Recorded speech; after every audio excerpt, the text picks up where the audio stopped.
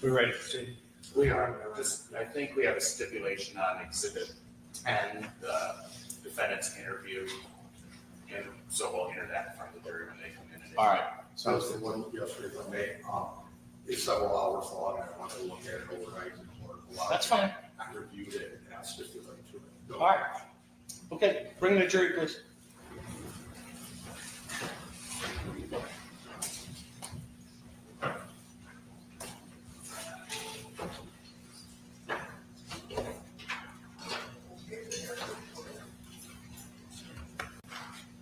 All cell phones off.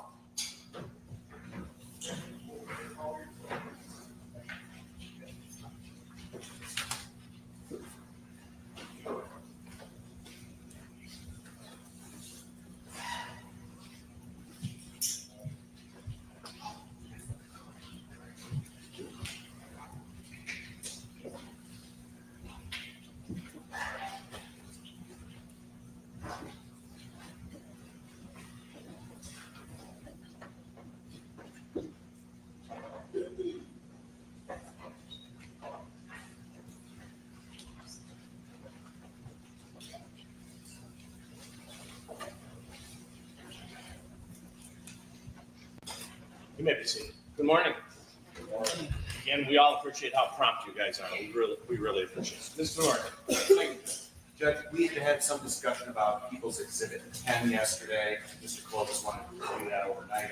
I understand it he has, and we now have a stipulation to admit People's 10. We don't intend to publish it at this time. No objection. All right. People's 10 is admitted. Would you like to call your next witness? Thank you, Judge. We will call Edward Smothers.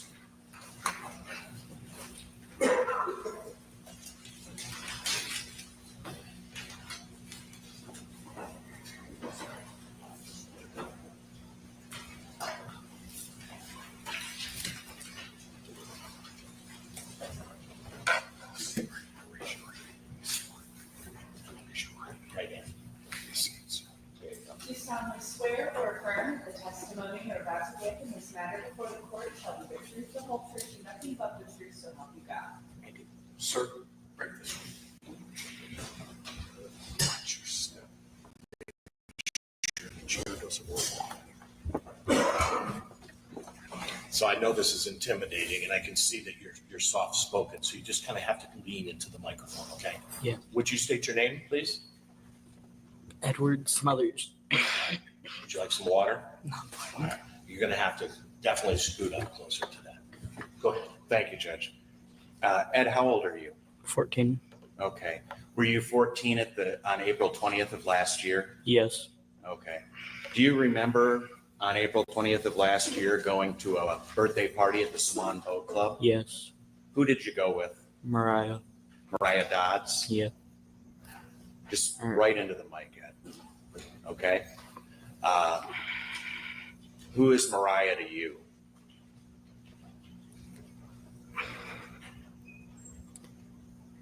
Is she related to you? Yes. How?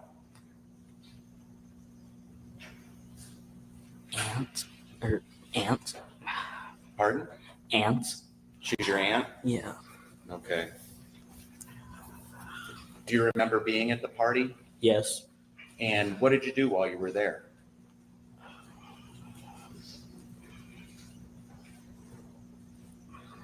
Played out back for the most part. Played some of the games and things? Yeah. Do you remember something happening that ended the party? Yes. What happened? The car went through the building. Okay. Where were you? Well, did you hear the crash? Yes. Do you remember it happening? Somewhat. Okay. Do you know where you were when you heard the crash? Not exactly. Were you in the main party room outside? In the main party room. Okay. Do you remember what you were doing when you heard it? No. Okay. After the crash, what's the first thing you remember? Just waking up on the floor. Okay. Were you in the same room? In the walkway into the main party room. Is that where you were when you heard the crash? No. So you woke up in a different room from where you heard the crash? Kind of. I was more or less just in that walkway, sort of. Okay.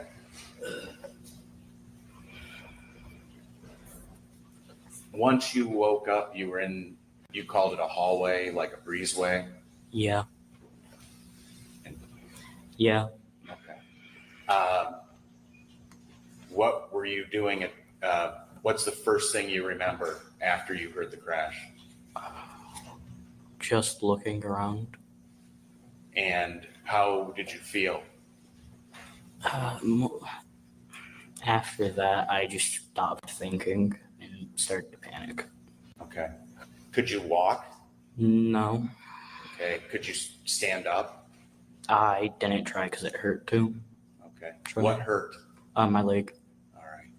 Eventually, did police and EMTs and firefighters come in and help you out? Yes. Do you remember riding in an ambulance to the hospital? Yes. Is that what happened? You got taken to a hospital by ambulance? Yeah. Do you know what eventually was wrong with you? I broke my femur. You broke your leg? More or less, yeah. Okay. Did you have to have surgery on that leg? Yes. And were you on crutches afterward? Yes. Okay. I don't have any other questions for Mr. Strauss. I don't have any questions. All right, thank you. You may be excused. Next witness. Judge, people call retired Deputy John Krieger.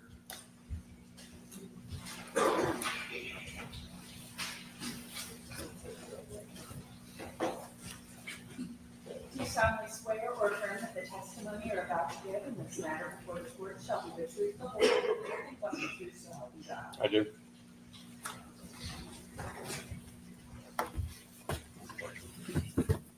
Would you state your name and spell your last name, please? Yes, sir. John Krieger, JONCREGAR. Thank you, Judge. Deputy, back on April 22nd of 2024, who were you employed by? The Monroe County Sheriff's Office. And you've since retired? Yes, Congratulations. thank you. At the time, you were a certified law enforcement officer in the state of Michigan. Yes, I was. And what position did you hold in the sheriff's office at that time? Sheriff's deputy. What was your assignment on April 22nd? April 22nd, I was assigned to the expediter position within the sheriff's office, taking reports over the phone. Okay. Were you given a unique assignment that day? Yes, I was. What was that assignment? I was asked to transport the blood evidence kit to the Michigan State Police Lab, And where's the Michigan State Police Lab? Lansing, Michigan. Okay. So you were to drive the blood evidence, in this case, from Monroe to East Lansing. Yes, sir. About what time did you pick up the blood from evidence? Sometime around 8:30 in the morning. Okay. And you physically transported it, I assume, in a patrol car? Yes, sir. Okay. So you pick up a blood kit from evidence. It'll look roughly like this. Yes, sir. How many blood kits have you dealt with in your career as a deputy? Quite a few. I don't know the exact number. How long were you a deputy? 25 years, 8 months. Okay. Did that blood kit that you picked up from evidence look any different from any of the other ones you've dealt with in your career? No, sir. Did the box appear to be in good shape? Yes. Was there any damage to it? No. On the trip between Monroe and East Lansing, did anything of note happen? Nothing happened. Okay. Did you ever leave the car? No, sir. No stops for lunch or breakfast or bathroom break or anything? No. So the kit was in your possession the whole time? Yes, it was. Where did you maintain the kit while you were driving up there? It was on the front passenger seat of the patrol car. And you eventually made it to the Michigan State Police Crime Lab Yes, I did. and delivered it to a technician there? If I can refer to my report for the exact Sure. name.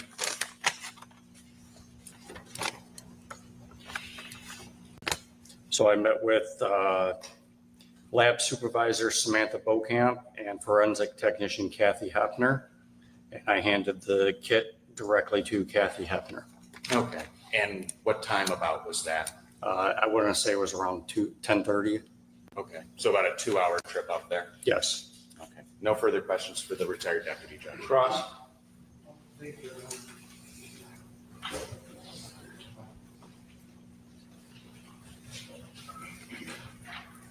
Congratulations on being retired. Thank you. You're welcome.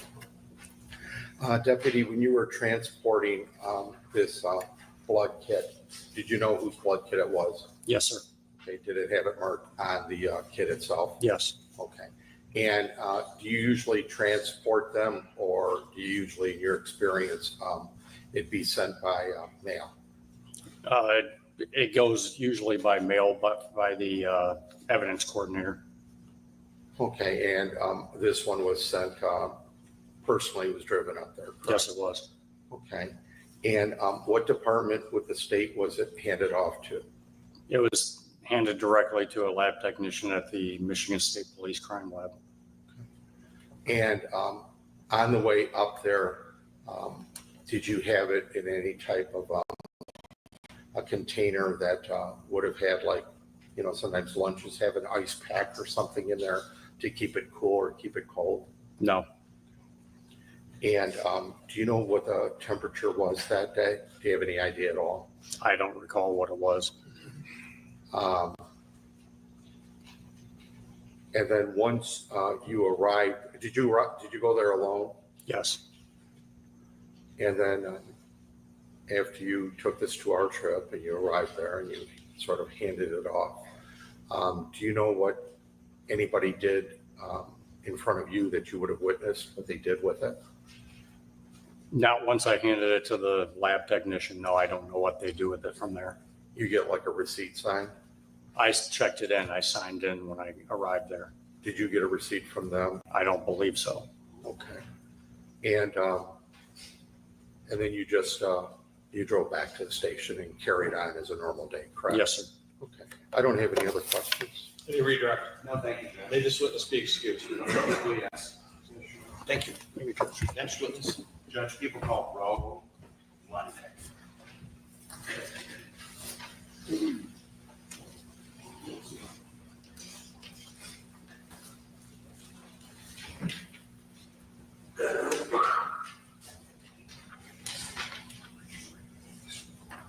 Do you solemnly swear or affirm that the testimony you're about to give in this matter before the court shall be the truth, the whole truth, and nothing but the truth, so help you God? Yes.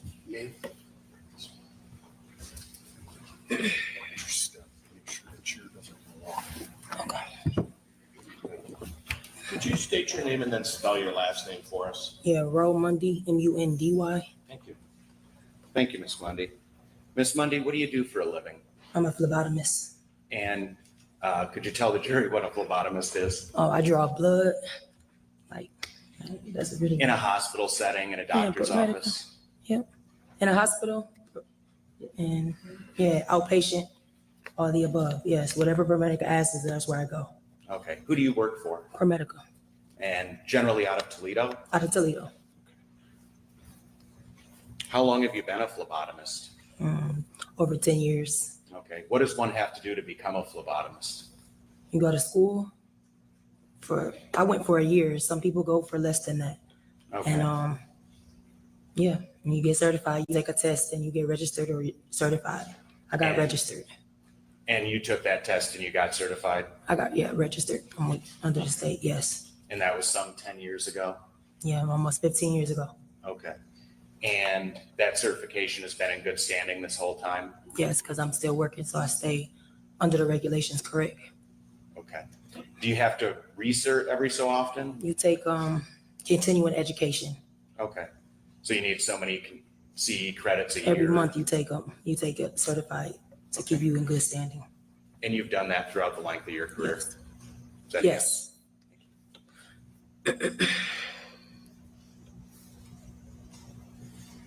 Over the course of your career, how many blood draws would you say you've done? Thousands. Okay. I do at least 90 to 120 a day. Okay. So And do you have like a nurse's schedule? You work like 3 days a week, probably? I work a lot of hours. I do it Monday through Friday for the most part, yes. 12-hour shifts, 8-hour shifts, just depending All right. on what's available. And you're mostly out of ProMedica Toledo, you said, right? Correct. But you'll do coverage shifts in other hospitals? As long as it's under ProMedica, yes. Monroe is under ProMedica, so when their schedule is low, if they put it into Toledo, we can pick up out here. And so that's what I do. I pick up here in Monroe's hospital.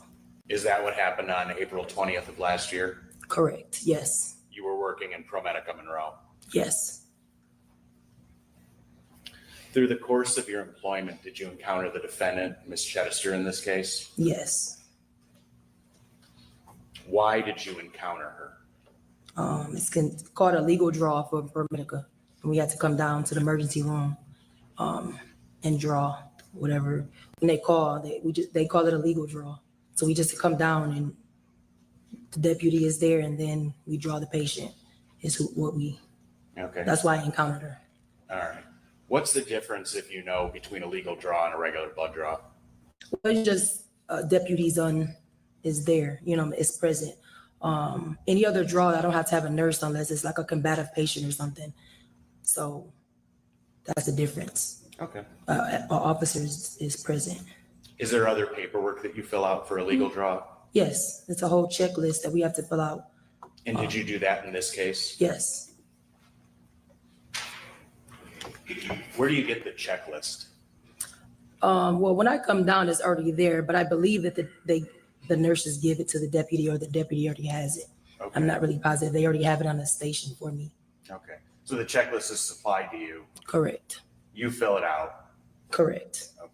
Well, two of us fills it out. The deputy fills it out, like signs, like as a witness, but I fill it out, check everything. And yes. Is that what you're asking? That is what I'm asking. Okay. And Ms. Mundy, I'll show you this document. Do you recognize this? I can take it. Okay. Yes. This is what's been pre-marked as Defense 16. And what's the title of that document, Ms. Mundy? The blood. He was not. Pardon? Blood alcohol collection checklist. And is that the document you filled out in this case? Yes.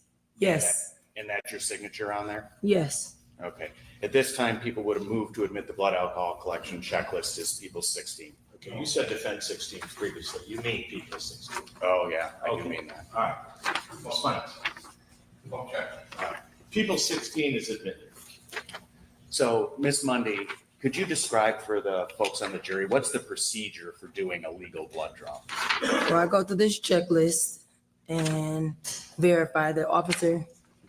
They state the person's name and they have an ID there present also.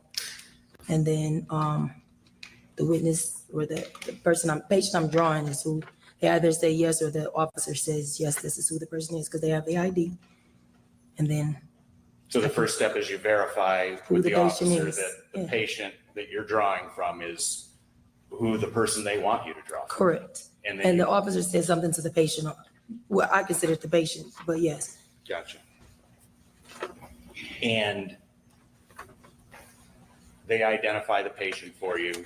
You begin the process. What do you do then? I set up Okay. for my draw. Is that, I don't, Well, just through explain, my checklist, is that what you're asking? I mean, No, I'm sorry. okay. I'm asking, if specifically in this case, let's do it this way. Yeah. Specifically in this case, did those things that you're describing happen? Correct. Okay, so you came down to the emergency room, is that right? Correct. And there's a deputy there. Correct with the patient. A nurse is there. They don't stay, but the nurse is there also. Okay, Then they give me a kit and it's a box kit. okay, And then, I open the kit. There's tubes in it. Take them out. You got to label them. And then I draw the patient, pull out my tourniquet. And I don't know if you want me to pull out all those steps, but yes. okay. And all those steps, did those happen in this case? Yes.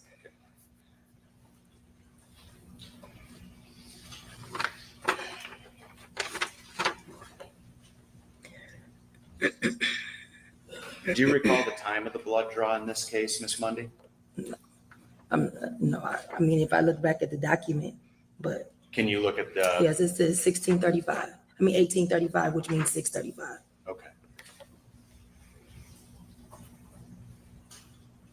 So I think where we were at in the process was you said, I set up. So what is that process and what was that process in this case? You just pull out a tourniquet, you glove up, you pull out a tourniquet, you pull out your needle after your tubes and everything is labeled. And the difference with a regular blood draw also is I use alcohol. In this case, I didn't use the iodine patch that comes with the kit.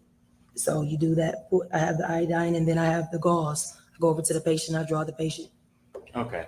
And you draw the patient into the tubes provided in the kit. Correct. Do you inspect the tubes before you do the draw? Well, yes, for the most part, yes. They're not expired is what I'm looking for. Okay. Because you have to label them? Correct. Okay. So you get pretty up close to it. Yes, Is there a preservative in those tubes? yes, Was there a preservative in those tubes in this case? yes. So when you set up, you said you used a tourniquet, some gauze. What's the item called The vacuum container is a vac needle. You know, it's just a It goes needle right into the, to the arm, okay, into the vein, is what I have, yes, into the vein. okay. You put the tube onto the vacuum and push it in and blood pulls out. It's a pre-vacuum tube.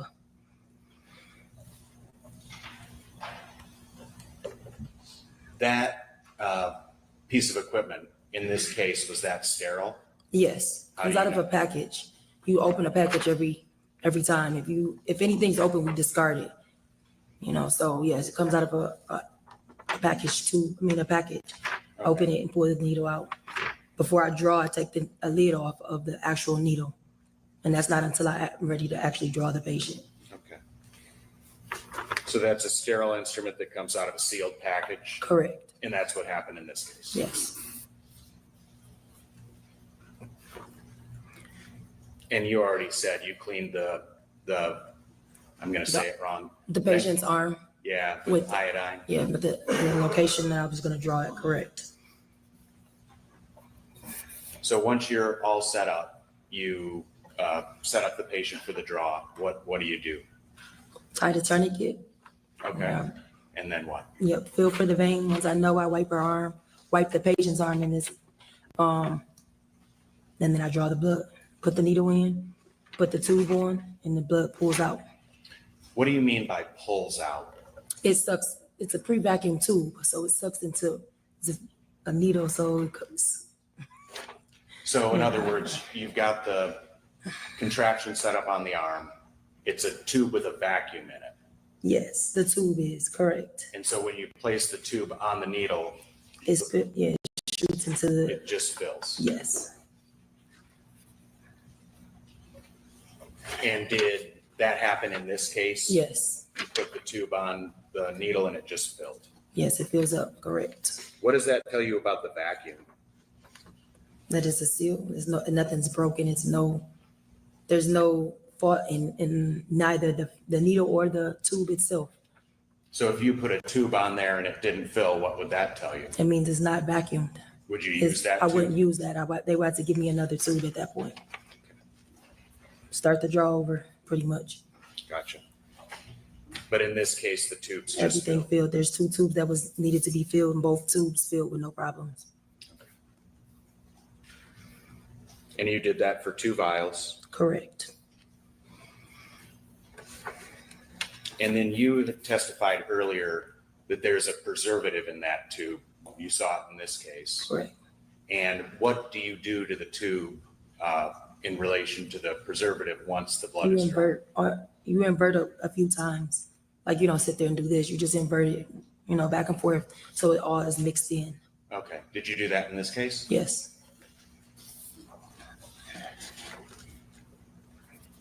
And both of these tubes, they were drawn in accordance with the procedure on the checklist, Correct. and they're drawn in accordance with standard medical procedure. Correct. And you said you filled out the labels on the tube. Yes.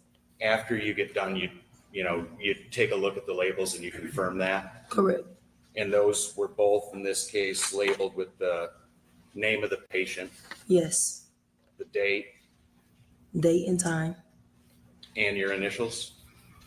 I believe his initials. It's not my signature. Signature's on this paper, so yes. Okay. And you did that right in the room, correct? Correct. Right with the defendant next to you? Yes.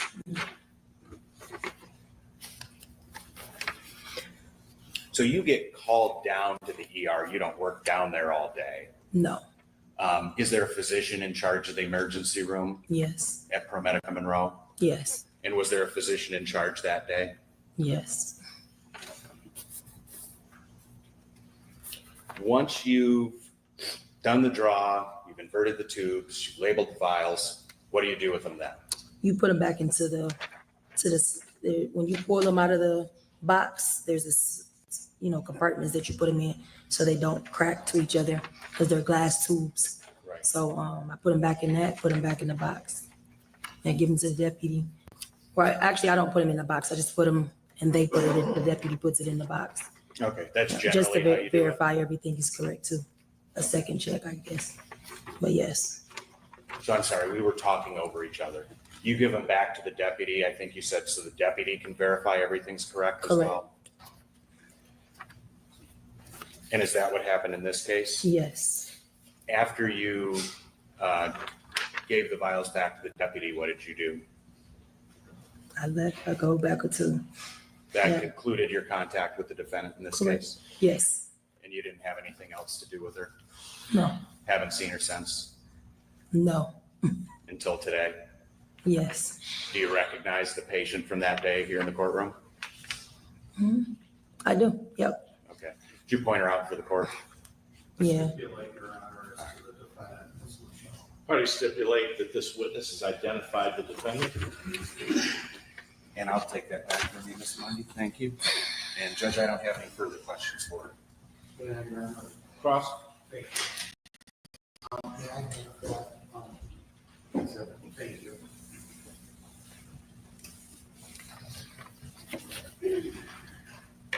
Ma'am, my name is Bill Colovis, and I represent Ms. Marshella Chidester, the defendant in this case. That's why I'm sitting next to her, okay? Okay. All right, thank you. We've never had opportunity to talk, you and I, or discuss this case. Am I correct? Correct. Okay, thank you. Have you ever talked to anybody at the Monroe County Sheriff's Office or the Monroe County Prosecutor's Office prior to this moment? Yes. Who have you talked to? I believe his name is Ken. I'm not really positive what the And I name is. apologize. Did you say Ken? I believe, I may be wrong. I don't know what the, This is, if there's not more than Okay. two, this is Mr. Ken Lorraine. okay, that's Do who you I think talked you to, spoke with Lorraine. him? Yes. Okay. When did you initially speak with him, if you recall? Any time period, like, April last year, April. No, February just, this year? it was this year that I spoke to anybody. And what was the discussion that you had? Pretty much just being made aware that I will be, that I have to come and testify in Did this, That you may testify or that be I a may, witness, yes, sort that I may be subpoenaed for this. of? Did you ever talk to him this morning? This morning, no. Have you talked to anybody from the prosecutor's office this morning? Yes, they called to make sure I was here. I'm sorry. who They did just, you- I'm sorry. Who did you speak with? I don't know. Whoever it was the prosecutor, said they were at the prosecutor's office. I can't recall the name. They just said Monroe's number came through my phone to make sure I was here. So when you arrived in the building, you went up to the third floor to the prosecutor's office? Yes, Okay. I only made it off the elevator. They were waiting for, somebody was waiting for me They were waiting for you when you came in the building? to walk. Yes, Okay, walk so you went over. to security or the metal Yes. detector and then they met you? yes, Okay. Was it one person or two? just one person. Okay. Was it a lady? It was a guy. He's not, he said I didn't know his name either. He just said he was in the prosecutor's office. So Okay. the deputy had him walk me, to show me where I was supposed to be at this morning. Okay, so he walked you to the courtroom here, outside the courtroom? Well, was it Michelle? Is this the lady that just walked me in, Michelle? I'm not recalling nobody's It's name. okay. Take your time. I wasn't there. We weren't there. I Yeah. just like to find out how you. A male, the officer said something, the male, came up the elevator with him. And so he can direct me where I'm supposed to go. Okay, and then you talked to a person you believe is named Michelle? I believe so. I believe that's who just Okay, walked in and where did you meet her? off the elevator. Well, yes, in the prosecutor's door. Like I didn't even walk through yet. Okay, by the prosecutor's office, did you say? I'm not familiar with none of y'all's building here, so I don't know where I just came into a hallway. So I can't be Okay. specific about that type of stuff. There's no test to Okay. be, I totally understand and empathy that. So I you met have. at doorways pretty much. So I don't know exactly where I was. So you're pinpointing that. I have no clue. All right, I just Thank you. didn't know if you were in the hallway downstairs. On the Or third whether- floor. Let's be careful, both of you, from talking over the other person. I'm sorry, Judge. So did you come up to the third floor and you met this lady? Yes. Okay. And did she bring you to the courtroom? Yes. Well, outside the courtroom. Correct. Okay. Was anything discussed about the case? No. No? Never spoke to anybody. No, nothing more. Okay, all right, thank you.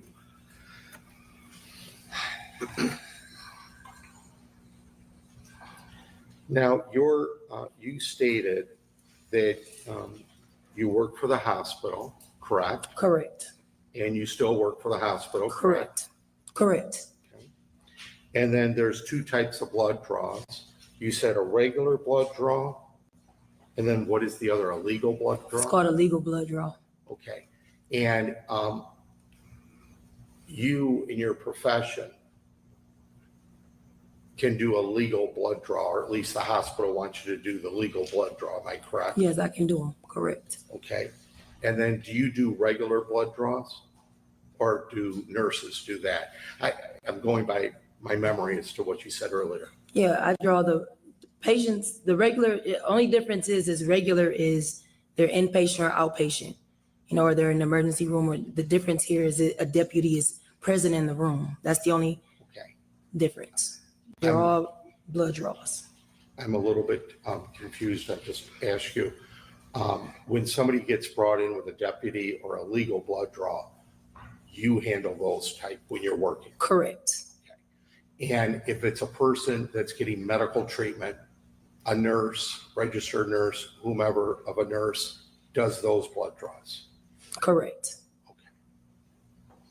And you're not a registered nurse No. or a nurse at all, correct? No. Okay. What does it take to become certified of your profession? You go to school. How long do you go to I school? went for a year. Other people can go less or longer, depending on. And it's like full-time? Yes. And then do you get a degree or a certificate? I got registered. I got a certificate, and then I get registered with the state. Okay. Do you have a degree of any type? I mean, in other words, it's not like a 2-year degree or anything like that, right? No.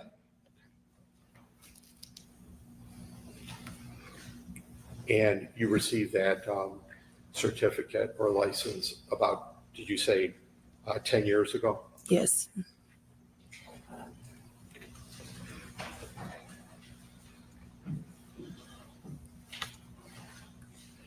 And have you worked in a hospital setting for the full 10 years? No. How long have you worked at your current hospital? Yeah, I've been with Promedica for 10 years, correct, but I haven't been in a hospital setting the whole time. I still do outpatient is what I'm saying. How long have you worked at your current hospital that you're at today? I'm going to say for the last 2 years. So about a year before this incident, correct? Correct.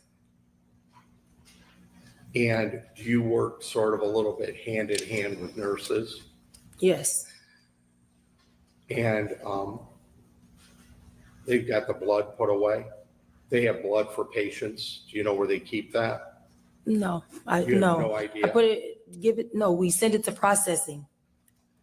Okay, so when you want to give blood to a patient that needs it inpatient, I don't You know give where- blood to anybody. That's what I'm saying. have you ever seen any nurses go get blood for somebody that's inpatient that needs blood? You've No, never I'm seen not it in 10 years? No.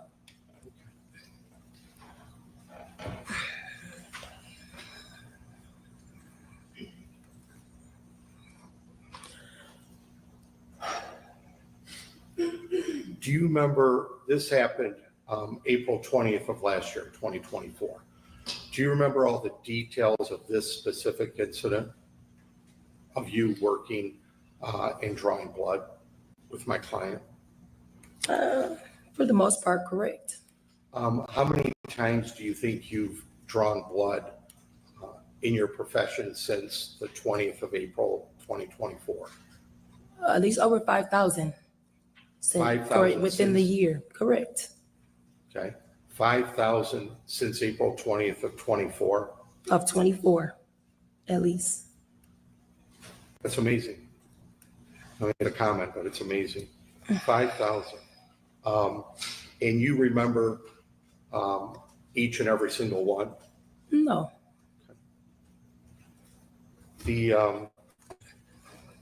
You said that, well, do you remember specifically in this case, that day, looking in the tube to see what was at the bottom of the tube? not at the bottom of the tube, it's throughout the tube. It's like a Do you splash. remember specifically looking at it in this case on that day? Yes, I look at them, yes. Do you keep notes? No, You just go by your memory, right? correct. And when you said that you invert the tube, is that what you said? Invert, correct. And when we saw the video, we saw a video yesterday, Okay, and I believe it showed you that you inverted or you tilted it once or twice. Would that be correct? correct. So the video's not a lie. The video is true. That's exactly what happened, correct? That I inverted, is that what you're asking me? That you inverted it, and it looked like once or twice. The jury would have seen it, but once or twice. Would that be true? Whatever's in the video, correct. Right. I haven't seen the video, so I don't know. Thank you. Thank you.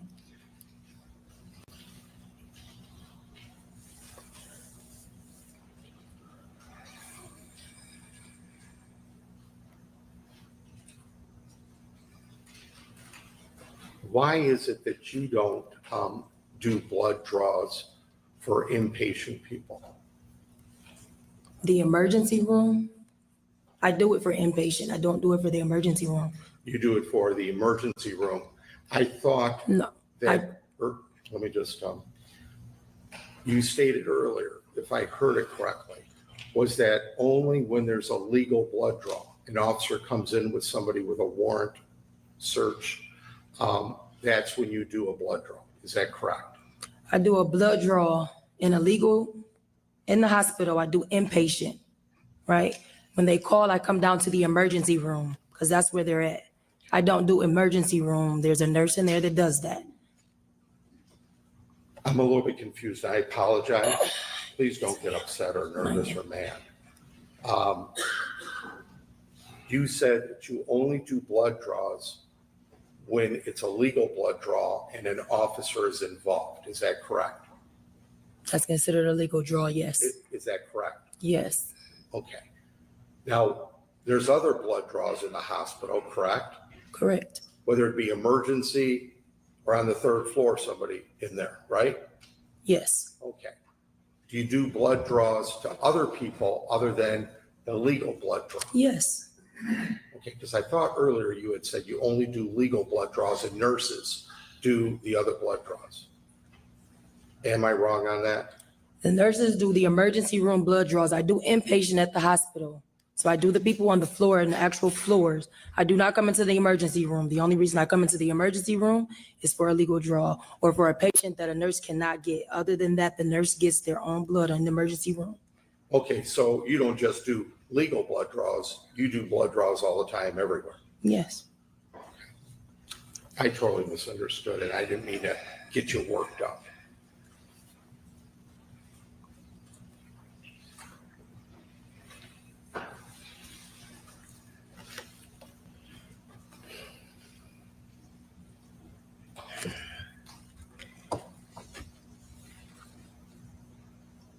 Now, the prosecutor asked you with regard to Exhibit 16, I'm going to approach, Your Honor, if I may. You may. Thank you.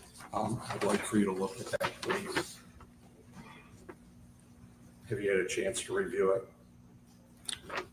I mean, are you gonna take it back from me and then ask me? Because I'm gonna, Don't- okay. If I may, with the judge's consent, please don't try to think what I'm going to ask you or what I'm going to do. I'm going to be as fair as I can be on it. I'm not here to trick you whatsoever, okay? I just want to get a clear understanding of what took place because we weren't there. Does that sound fair? Okay. Okay, let me walk back here so if you'll speak up a little louder because the microphones have to catch this and the court reporter has to. That's the only reason we keep sort of picking on you, saying you got to be loud or say yes or no or qualify your answer and not say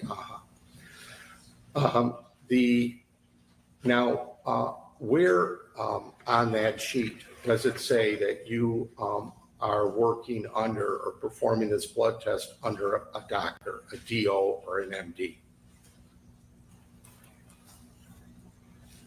It's at the bottom after number 11. Okay, if you could speak up your voice, please, and could you read that sentence? It says, I certify that I performed the above procedure under the delegation is blank, and it says MDOD in accordance with the above as evidence as the initial placed injection, there too. Okay, thank you. And it's blank where it says that you're working under the authority of a physician or doctor, MD or DO. Am I correct? Correct. Now, before you sign that, and the officer signs that, all of that is supposed to be filled in. Am I correct? You're not supposed to leave blanks, right? Well, yes, Okay. because this isn't the only sheet. Yes, Because you're attesting to everything that's on there, correct? correct. Okay. And you don't have a name of you working under the delegation of an MD or DO. Do you agree? I think that's crystal clear, correct? Correct. Your Honor, may I show this to the jury and they can No, have we'll it? give them everything when we're done. Okay, all right. May I at least show them like this? We'll give them everything when we're done. Okay. What was we have no proof that there's a doctor that you were working on that date and time. Am I correct? Objection, Judge. She Thank you. testified she was working under a doctor. I don't think Miss Mundy was a rogue phlebotomist in the hospital that day. She testified she's an employee. She was ordered down to the ER. She said that the ER is run by a physician. She's working under the supervision of that physician. Your I Honor. think Mr. Clovis's question mischaracterizes what Miss Mundy was doing that day. Your Honor, if I may reply. The law, as the court and the prosecutor has agreed to in prior motions, the law is crystal clear that for this to be right, she has to be working under the authority of an MD or a DO that's watching over her and delegated to her the power. And there's no name on here and it's blank. I think we've established that. I don't have any questions. All right, Thank you, Judge. can I have that? Oh, yes. Redirect. Thank you, Judge. Just briefly.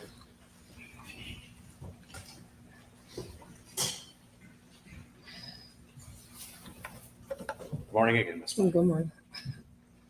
Miss Mundy, have you ever worked in a hospital setting not under the authority of a physician? No. Objection, Your Honor, as to what she did a year before, a day before. It's this date and time that's important and relevant. I think this is She never covered. was- Hang on a second. Mr. Ryan, go ahead, finish, Mr. Walker.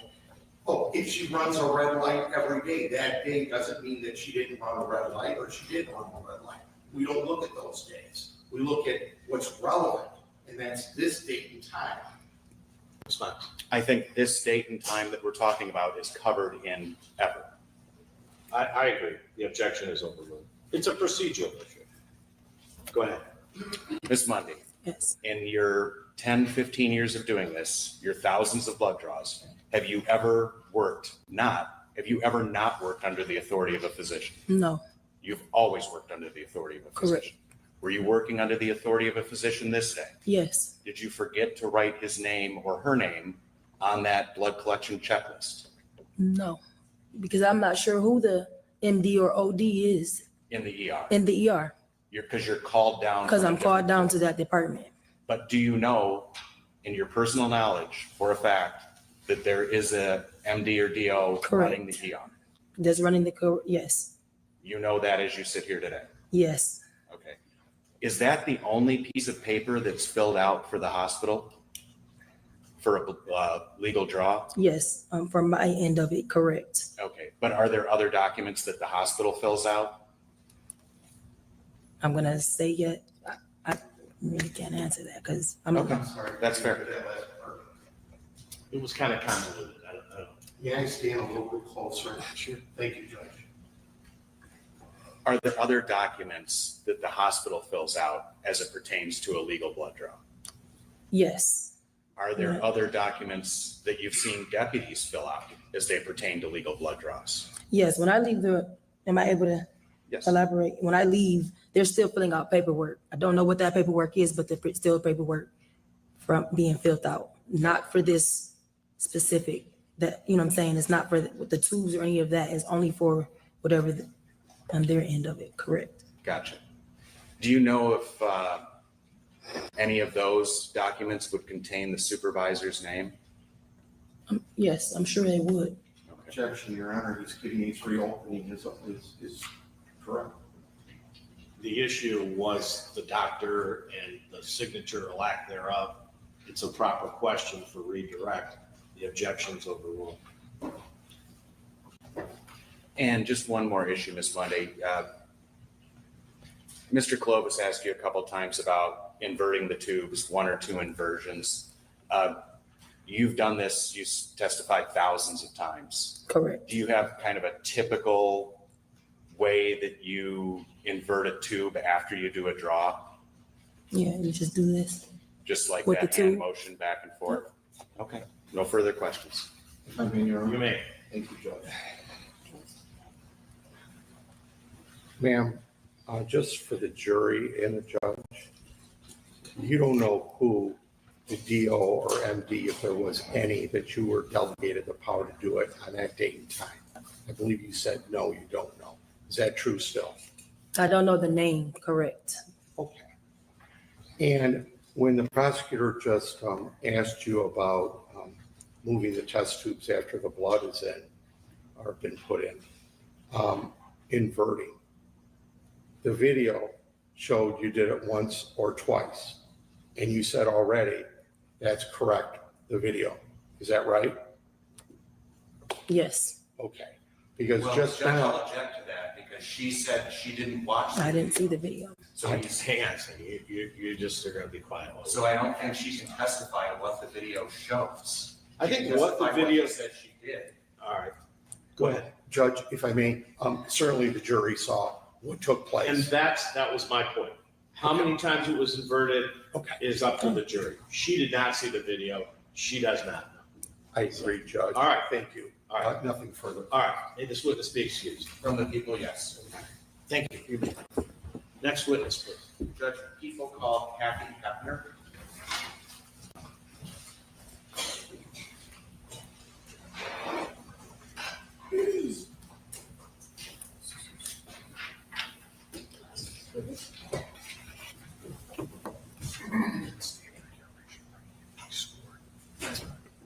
Do you solemnly swear or affirm that the testimony you are about to give in this matter before the court shall be the truth, the whole truth, and nothing but the truth, so help you God? I do. Ma'am.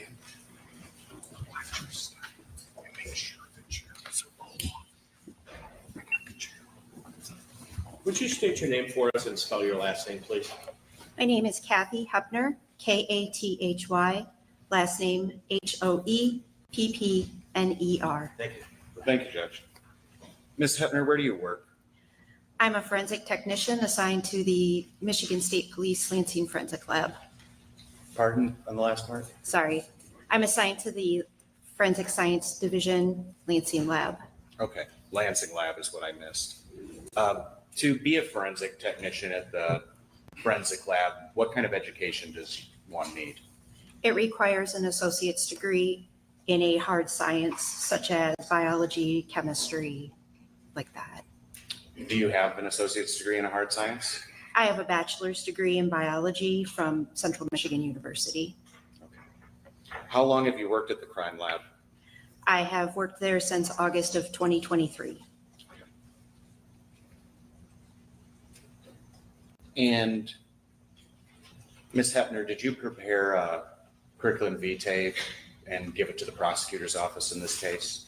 Yes, I'm going to show you this document that's been marked People's Exhibit 17. Does this look familiar to you? yes, it does. Is that a copy of your resume? Yes, And you provided that to the prosecutor's office upon request? yes, I did. And is that a fair and accurate representation of your experience in the field of forensic toxicology and being a forensic technician? Yes, Judge, people would have moved to admit Ms. Hepner's CV as People's 17. Well, objection, Your Honor. People 17 is admitted.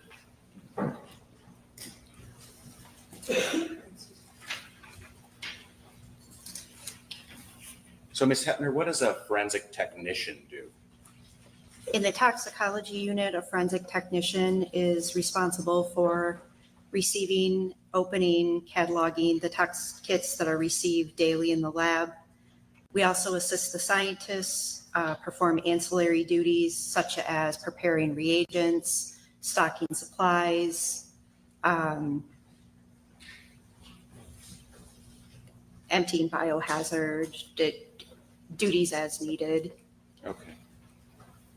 And that was your job, that was your assignment on April 22nd of last year? Yes, it was. Were you working that day? Yes, I was. Did you receive a specimen that brought you here to testify in this case? Yes.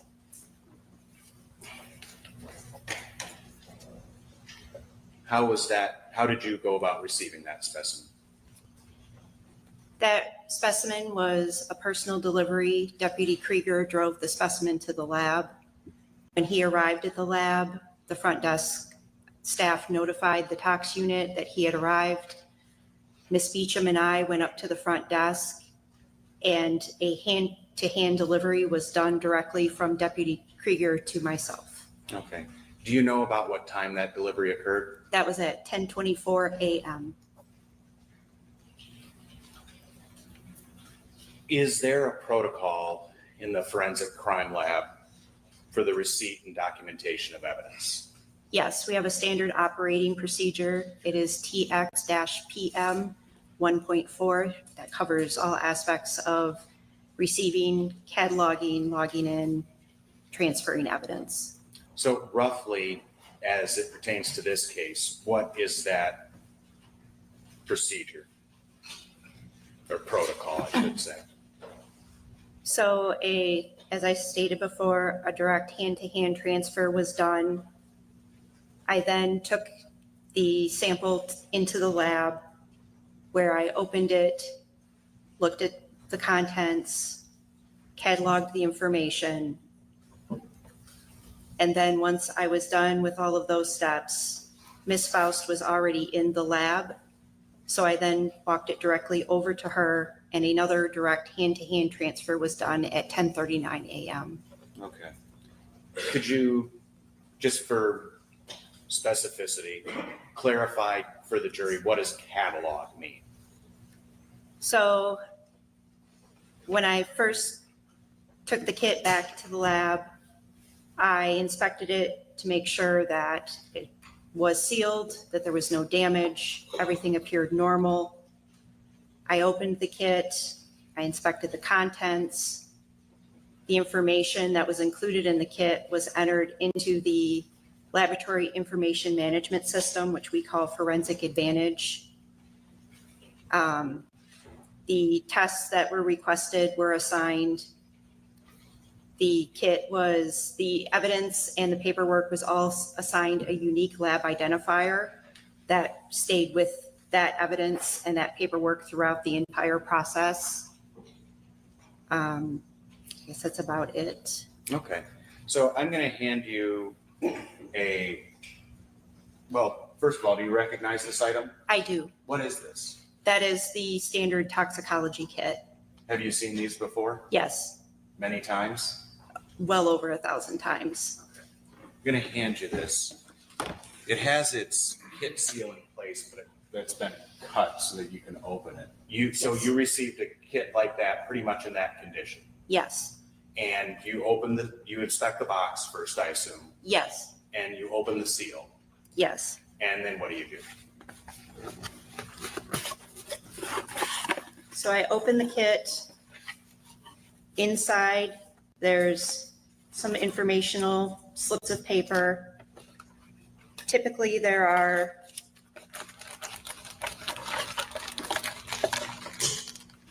two 10-milliliter gray top blood tubes, two small screw cap bottles in case urine is collected, the cardboard holder that the tubes are placed in a plastic bag in case they're damaged. There are alcohol prep pads. There are labels for both the bottles and the tubes. And then there is what is called the FSD 93.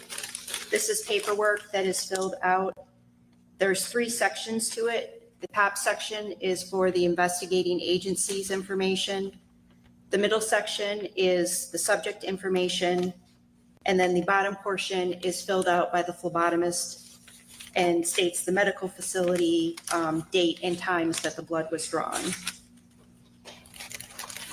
In this case, because it was a hand-to-hand delivery, there was also what is called an FS-17, which is a small pink slip of paper, and that is filled out by the deputy, and that states the date and time that it was delivered.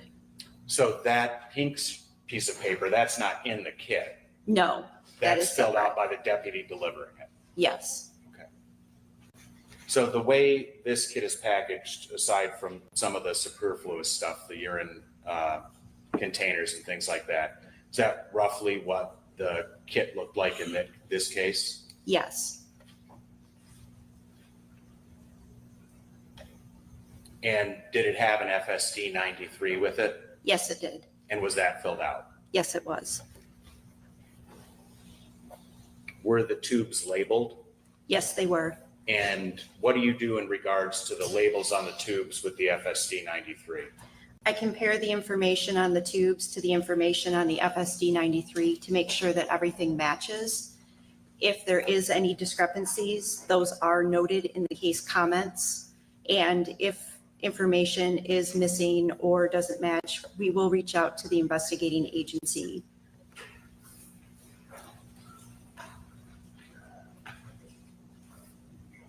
So when you opened this kit, was there anything of note about the condition of the items in the kit?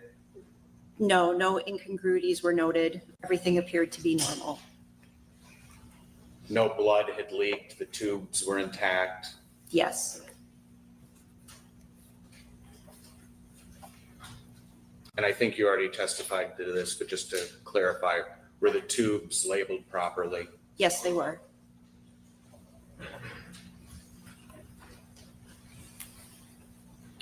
Did you follow all applicable lab protocol for this sample?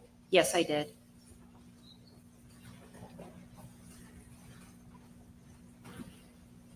Is there a way to determine when a kit comes into the lab? Is there a way to determine whether it's been tampered with since the blood was between when the lab receives it and when the blood is drawn? Yes. Once the blood is collected,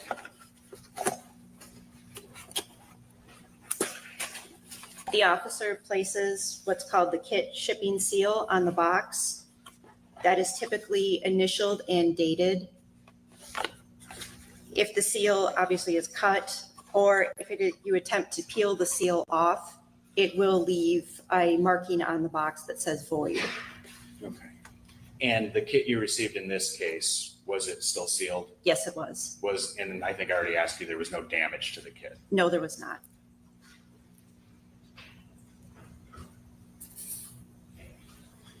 And all the information that you cataloged, the labeling, the paperwork, that all indicated that this was a sample of the defendant, in this case's blood?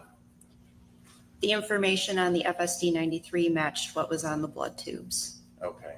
And do you recall for this case whose name was on that information? Yes, I do. And whose name was that? Marshella Chidester. And you documented everything regarding the lab's intake of this sample. Yes, I did. And then once you completed your intake and your cataloging, you personally handed it off to Tabitha Faust. Yes, I did. After you handed it off to Ms. Faust, did you have any further contact with the sample? No, I did not. I can take that stuff back, make it a little more comfortable there. Thank you. No further questions for this witness, Judge?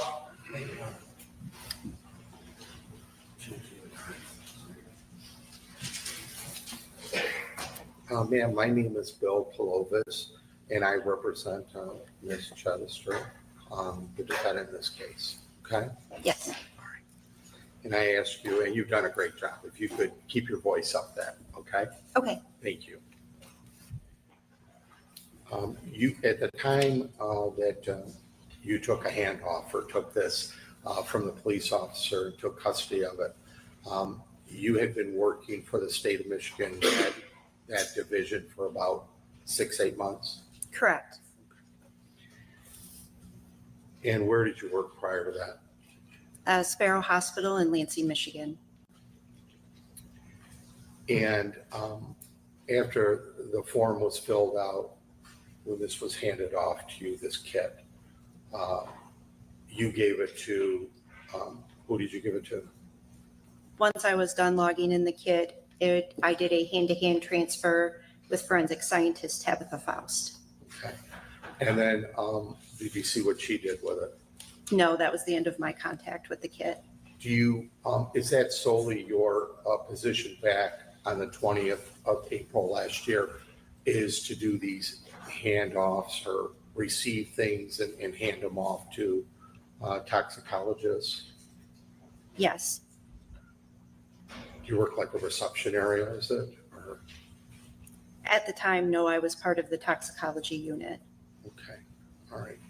And your sole position back then last year was to receive documents and then give them to a toxicologist, correct?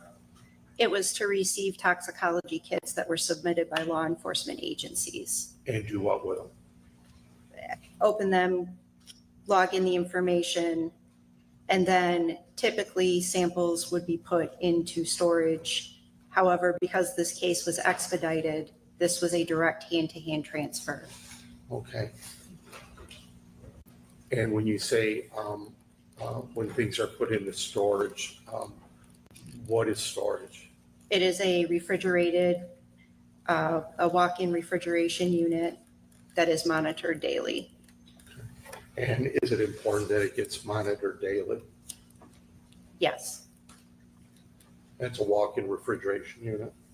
yes. And do you know why these specimens are kept in a walk-in refrigeration unit? Not exactly. You have no idea? I can't answer to that. And I appreciate that. Thank you. I don't have any other questions. Any redirect? No, thank you, Judge. May this witness be excused. She may. Thank you very much. Do you solemnly swear or affirm that the testimony you're about to give in this matter before the court shall be the truth, the whole truth, and nothing but the truth, so help you God? I do.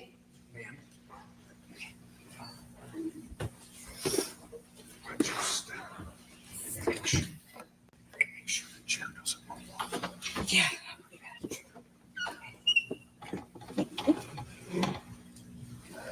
Would you state your name and spell your last name, please? Yes, my name is Tabitha Faust, Faust. Thank you. Thank you, Judge. Good morning, Ms. Faust. Good morning. Ms. Faust, where are you employed? Currently, I am a forensic scientist with the Michigan State Police Crime Lab in Lansing, Michigan. How long have you been in that role? I've been a scientist since December of 2021. And how long have you worked at the Michigan State Police Crime Lab overall? Overall, it's been since May of 2018. I started as a forensic technician and then was promoted to scientist in 2021. Prior to your employment with the lab in 2018, did you have any previous employment in your field? It was related. I worked for the DEQ in the water lab, so it was a laboratory, but it wasn't a forensics lab. Okay. Ms. Faust, is the Michigan State Police Crime Laboratory an accredited lab? Yes, we are. What does an accredited lab mean? So having an accreditation means that an outside agency comes in and they basically do different audits and they make sure that we are following our policies and procedures like we say we are, and that they meet the standards of the scientific community. And who performs the lab's accreditation? So we are accredited by an association called ANAB. What does that stand for? So the A is actually another acronym, that's ANSI, National Accreditation Board, and ANSI is the American National Standards Institute. And were you so employed on April 22nd of 2024? Yes, I was. And was the lab's accreditation current at that time? Yes. Ms. Faust, what education did you have to obtain to hold your current position? So I have a bachelor's in biochemistry from Eastern Michigan University. Beyond your bachelor's degree, did you have to receive any training to hold your position? Yes, the Michigan State Police Toxicology Unit does a module-based training. So what that is if you want to get certified in alcohol analysis, you have to complete the alcohol analysis module. And that entails watching a competent scientist do the analysis, practicing doing repeats. And so what we would do is we would reanalyze samples that were already analyzed to make sure the results matched. And for alcohols, it's about 200 repeats. And then we have to pass an oral, an actual a competency test, like the actual analysis. And then we have to do a written competency test. And about how long does that take?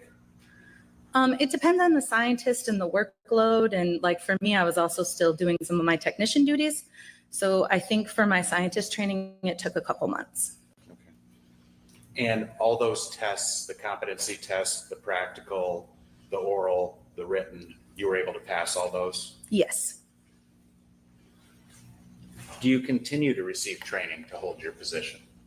Yes, we're required to get continuing education credits as a scientist. I have to get 7 every 2 years, and that involves going to society meetings. Like, for example, last October, I went to the Society of Forensic Toxicologists meeting in St. Louis. So that's a week-long conference where I went to different lectures and saw different research in the field. So we're required to do that. We're required to read articles. We also have to attend the Borkenstein class for both alcohol and drugs. And how often do you have to attend that class? It's required only once, but we are encouraged, if we are interested in going again to get a refresher, the state will allow us to do that. Have you attended that at least once? Yes, I've attended both the alcohol and the drug workshop once. Other than what you already mentioned about your training to become a forensic toxicologist, do you receive any specialized training to analyze for the presence of alcohol in blood? Yes, as I said, there's an alcohol module for testing samples, and I completed that. And is that the training you already described? Yes, it is.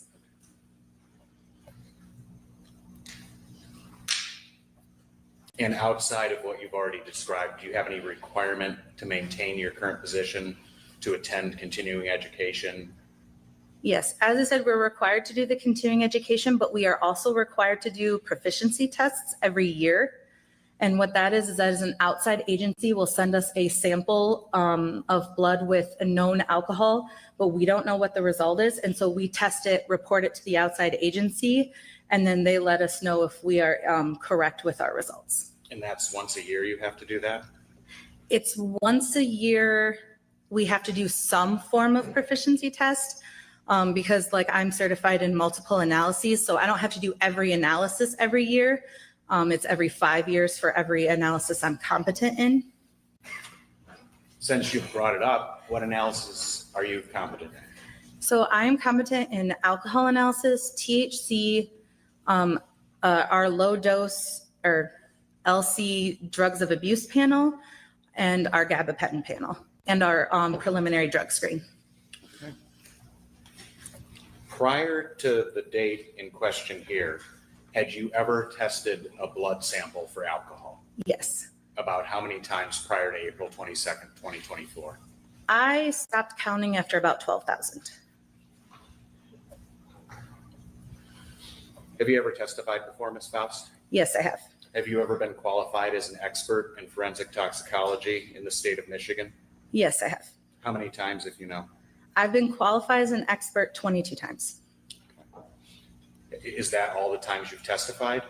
No, I've testified a total of 38 times in court.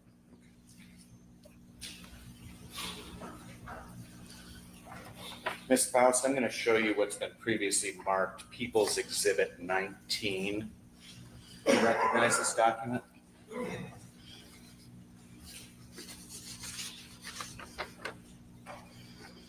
Yes, this is my curriculum vitae or CV. Is this a fair and accurate representation of your qualifications as a forensic toxicologist? Yes, it is. And you prepared this Yes, and you submitted it to the Monroe County Prosecutor's Office at our request? yes, I did. Judge, move to admit Ms. Faust's CV as People's 19. No. Plaintiff's 19 is admitted. People's 19, I'm sorry. Judge, at this time, I move to qualify Ms. Faust as an expert in forensic toxicology. Mr. Clovis, I'm sorry, Judge. He moved for the admission of her as an expert in forensic. Yes. All right. Court determines that this witness is in fact an expert in forensic toxicology. Thank you, Judge. Ms. Faust, turning your attention to April 22nd, 2024. Did you receive a blood specimen that brought you here to testify in this case? Yes, I did. Do you know how that specimen was delivered? Specifically to me, it was hand delivered by our forensic technician, Kathy Hopner. Is that typical of a blood specimen to be delivered to you by a technician? It is a little atypical. Most of the time it goes into storage before being analyzed for alcohol, but this case had a rush on it. And so it was hand delivered to me so I could prepare it for alcohol analysis right away.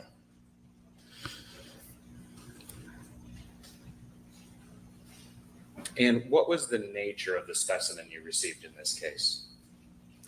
Can you clarify? What physically did you get? Yes. So I received 2 gray top tubes with about approximately 9 milliliters of blood in each. Okay. Were those tubes labeled? Yes, they were. And do you recall what name was on the labels? Yes, it was a Marshella Chidester.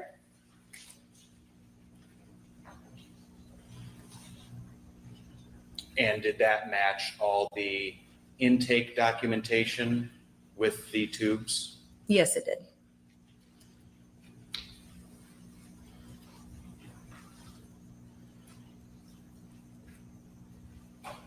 So after you received the sample from the technician, you ascertained that it was properly labeled and documented. Yes, as part of our alcohol analysis, we will check all the evidence in a case that we receive against with the information in our system. That way we make sure it's accurate and we're testing the correct samples. Once you did all that, what did you do in this case?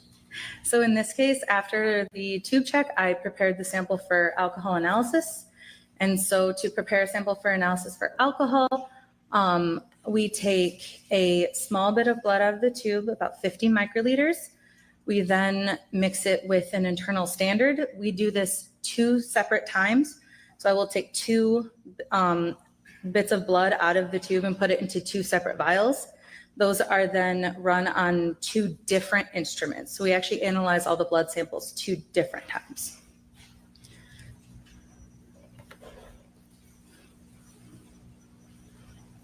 So you're running two tests simultaneously on the same sample? Yes, we will prepare the sample for analysis twice because we have what we call GC 19-1 and 19-2, which are two separate instruments that we run on. Okay.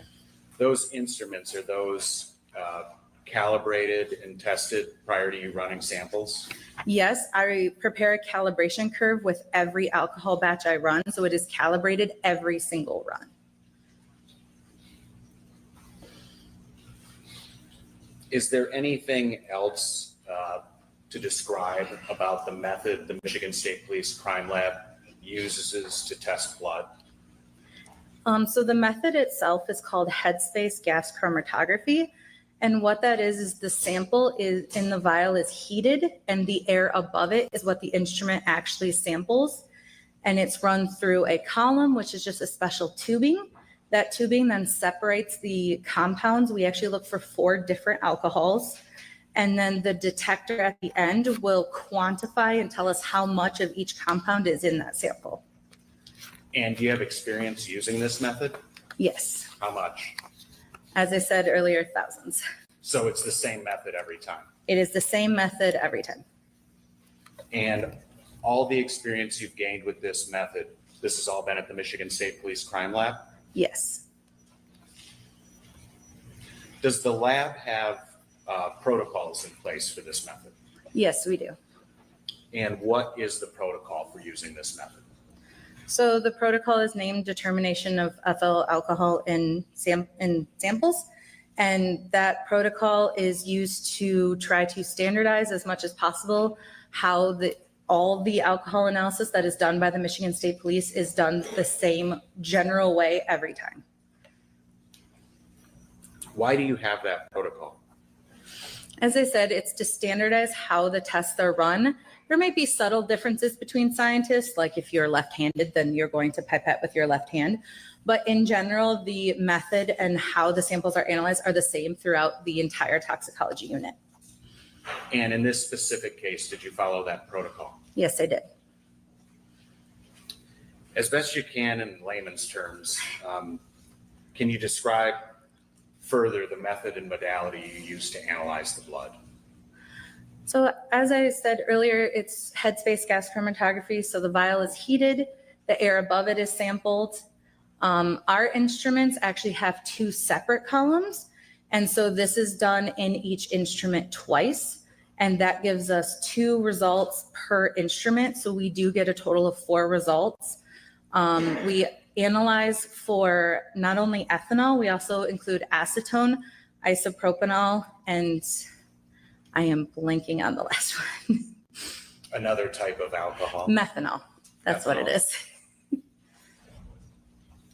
And you performed that analysis on the sample in this case? Yes, I did. Do you know when you performed it? So I don't know exactly when I prepared the sample because the system that I use is I sit down and I prepare all of the quality control samples and the casework samples. So it's a total of 89, give or take, depending on if there's extra or repeats. And I will prepare those all at the same time, and then I will place them on the instrument and then run the instrument. So I don't know exactly when I would have pipetted it. I do know when the sample was run through the instrument because the instrument will track that. And that was at 21:19. For those of us not familiar with military time? I'm not very familiar with it here. I think that's 9:19, I think. 9:19 p.m.? Yes. You folks work that late? No. So our instrument, the runtime for a standard alcohol batch is a little over 7 hours. And so because it takes us time to prepare the samples and then run them on the instrument, most of the time what we do is we'll start the instrument, it will run overnight, and we will go back the next day, collect the data, process the data, and then write our reports. Okay. And that's what happened in this case? Yes. So you can't say for sure when you actually prepared the sample and put it in the machine that tests it? No, because as I said, I prepare them all. I will just sit in front of our fume hood where we do all our sample prep, and I will just pipette one at a time and just keep going through the 70 until I'm done. So I don't keep track of what time I prepare each sample. So what are the steps in preparing a sample? So we use what's called a pipetter diluter to prepare the sample. And what that does, the best visualization is it kind of looks like a coffee stirrer straw. So it's a thin straw, and we use that to draw up the amount of blood we need from each tube. And then as it dispenses into the vial for the instrument, it also dispenses not only the blood, but the internal standard that we use. And you use a separate straw for each sample? We don't, I rinse it in between, and I also wipe it off with a specialized cloth that is designed for blood. So that way it's clean in between each sample. So you described it as a straw, but this is a instrument made out of something other than plastic? Yes, the whole instrument there's metal, it's got like a handle on it with a button, and that's how I draw up and dispense the sample. But it's just easier to visualize, that's what I use. Okay. Are there procedures in place at the lab to verify the accuracy of your analysis? Yes, we have a lot of quality control. One thing is the calibration curve, like I spoke of earlier, and that is we pipette a known amount of alcohol in different vials that we analyze. And that kind of tells the instrument, okay, a 0.10 alcohol looks like this. And so that's how we calibrate the instrument. We also run known control samples. And what those are known values that we intersperse in between casework to make sure that, okay, if this is supposed to be a 0.3 alcohol, that it comes out to a 0.3. And so that makes sure the instrument is continuing to work throughout the entire run. We also have, as I mentioned, the internal standard. So that is a kind of alcohol that typically is not found in a human body. And we monitor the amount of that throughout the entire run to make sure there is a proper amount and that it doesn't stray with, it doesn't get out of range, because that shows that there was an issue with that sample. And we also have peer reviews. So a supervisor will review my control pack, so make sure that everything is in range. And then even the data for individual cases is reviewed by other scientists before the report is released. All of those quality controls that you just stated, were those all done in this case before you issued a report? Yes. These methods that you've been talking about, are these all accepted by the scientific community at large? Yes, they are. And if they weren't, you probably wouldn't have a lab accreditation, right? It would be difficult, yes. Were you able to obtain a result for the blood alcohol concentration from the sample obtained from the defendant in this case? Yes, I was. Did you prepare a report regarding that result? Yes, I did. If I could just show you this document, Ms. Faust, just take a look at it to see if you recognize it. This has been pre-marked People's 20. Do you recognize that document? Yes, so this is the report I prepared for the alcohol analysis of TX 24-5842. And that is the lab case number, for lack of a better term, associated with the defendant in this case. Yes, we assign an independent lab number to all of our cases. And you dated that lab report Yes, the report was completed on April 23rd. and you signed it at the bottom. Yes. Is there a scientific degree of certainty that the MSP Crime Lab places on the results in issued reports like this one? Yes, we have a measurement of uncertainty that we include with all of our alcohol results. And does this report meet that degree of scientific certainty? Yes, it does. People move to admit People's 20. May I just take a look at what 20 is going to be on public? It's not. Sure.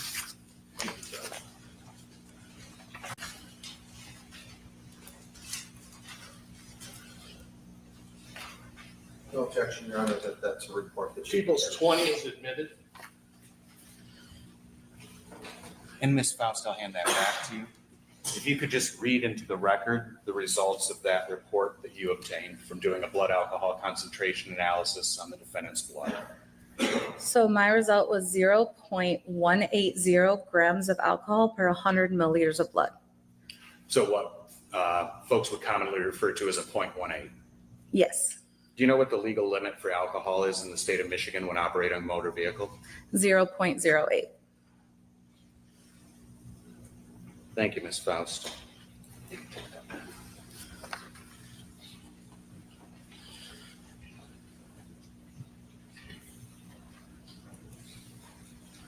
Ms. Faust, are you familiar with the term elimination rate as it pertains to alcohol in a person's body? Yes, I am. And just explain to the jury, if you could, what is that? So the elimination rate is the rate in which your body can get rid of alcohol, because ethanol is something that the body doesn't actually like. So it tries to get rid of it. And there is average elimination rates for both males and females. And what? Maybe have a sidebar, please. Sure.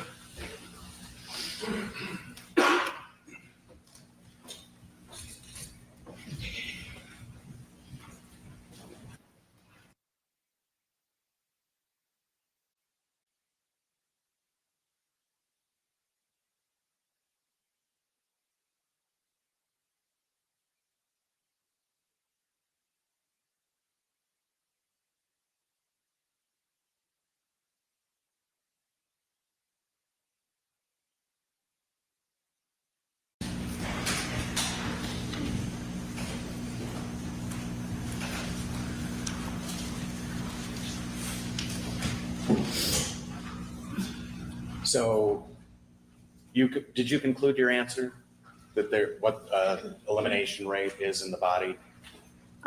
There's a little more I would like to add. Sure.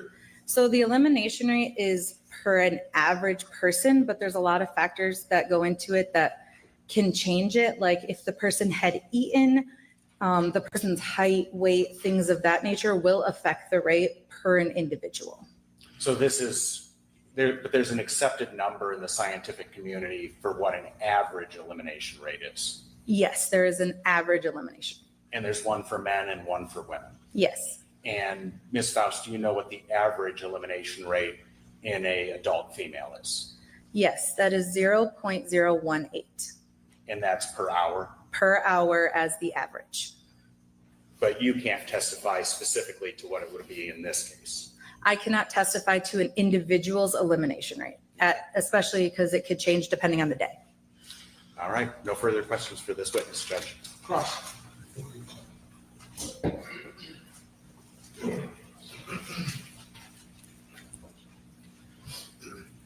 Excuse me, I'm gonna do one big cough. Excuse me.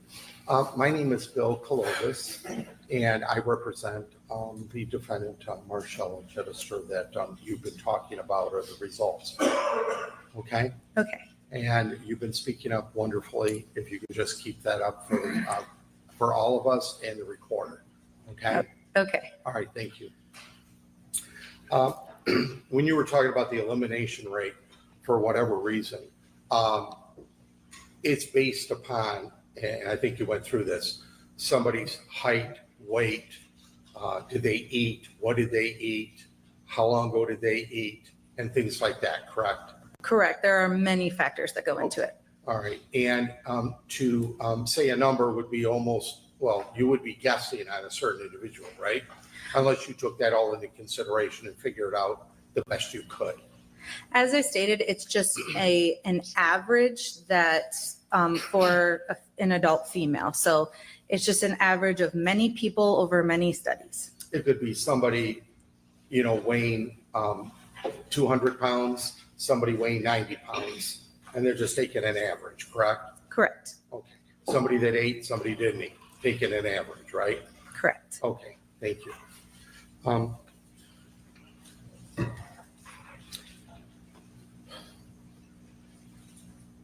When you did this testing and you have these, are they called columns?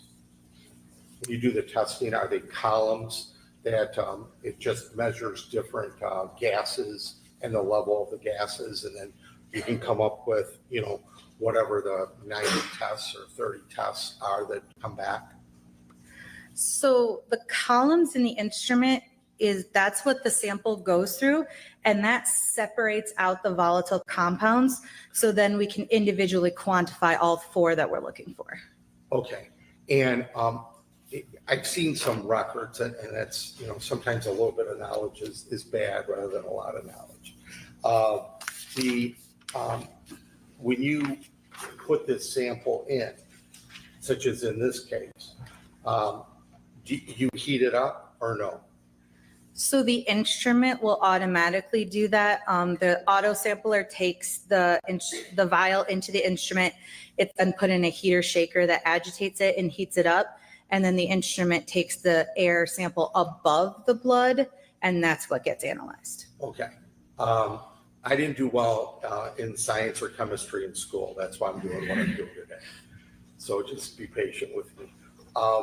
When it's heated up automatically, or however this instrument works, the gases go up, and as it's collected at different levels, then that's the different gas it is and how strong it is or how concentrated, or am I wrong? So the air sample above, because it's being agitated, is very, everything's mixed together evenly. It's when it goes through the column that because all these compounds weigh different things, and they have a different likeness for that special tubing I was talking about. And so they tend to go through the detector at different times. And so we know that ethanol comes out at this time and methanol comes out at this time. And so we measure what the detector picks up. And so what the detector will do is if it has these compounds, it will make an actual graph that looks like a peak. And that's what we then measure to find out how much of that compound is there. All right, thank you. I'm learning. Thank you. All right. So I want to just show you, I'll show the quietly for a moment.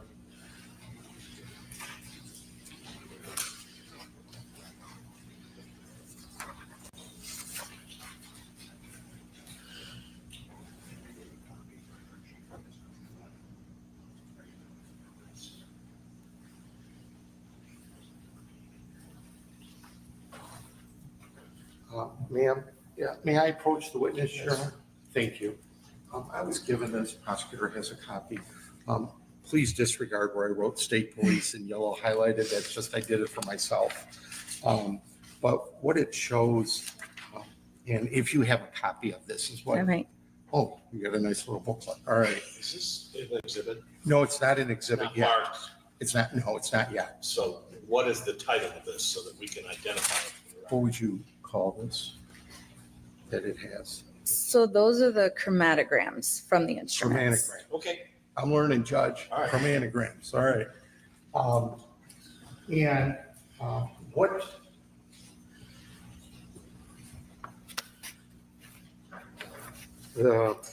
Could you go to that section of your file, Just the chromatograms. please? Yes. Now, the chromatograms, could you please explain to the jury, the court, what that means, that word? So the chromatogram is just a fancy word for the picture of the peaks that the instrument has found. So you can actually see the physical peak where the compounds are. So when you say piece, that piece goes into a graph automatically? The peak, yes. Okay. Excuse me. And is that part of the report that automatically is emitted and on a computer or whatever, you can print that out?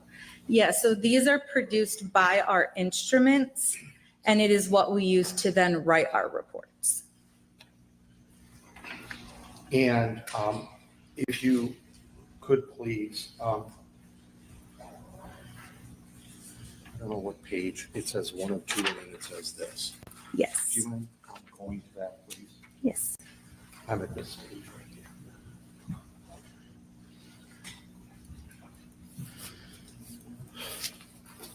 Now, these are the compounds that are emitted in the columns. Is that correct? So these are the readings from the detector after the column has separated the sample into its different compounds. So the column gets heated automatically. And when it's heated, compounds come up and then they get emitted and then they're put eventually into a graph. Am I correct? Yeah, so the graph is just a picture representation of what the detector picked up after the column has separated the sample into its different components. And that's automatically done, correct? Yes, that is done by the instrument and the processing software that we use. And through the software and the instrument, these graphs are determined, correct? Yes, they are produced by the instrument. We do process the data and make sure that everything worked correctly and that the processing method did what it was supposed to do. And what you do is, because it takes so long for the instrument to do this, sometimes you'll set it up and it takes overnight for it to run all these compound tests or whatever whatever it's called that it does. Yes, it takes time to run each sample. And as I said, we have about 89 plus or minus samples per run. And I might have not caught that. How many different compounds are typically tested? Let's say how many different compounds in this test of Ms. Chidester was emitted or in a graft or? Are you asking how many compounds were found in this specific sample or how many do we look for? In this, how many do you look for? So we look for a total of 4 different alcohols. 4 different alcohols?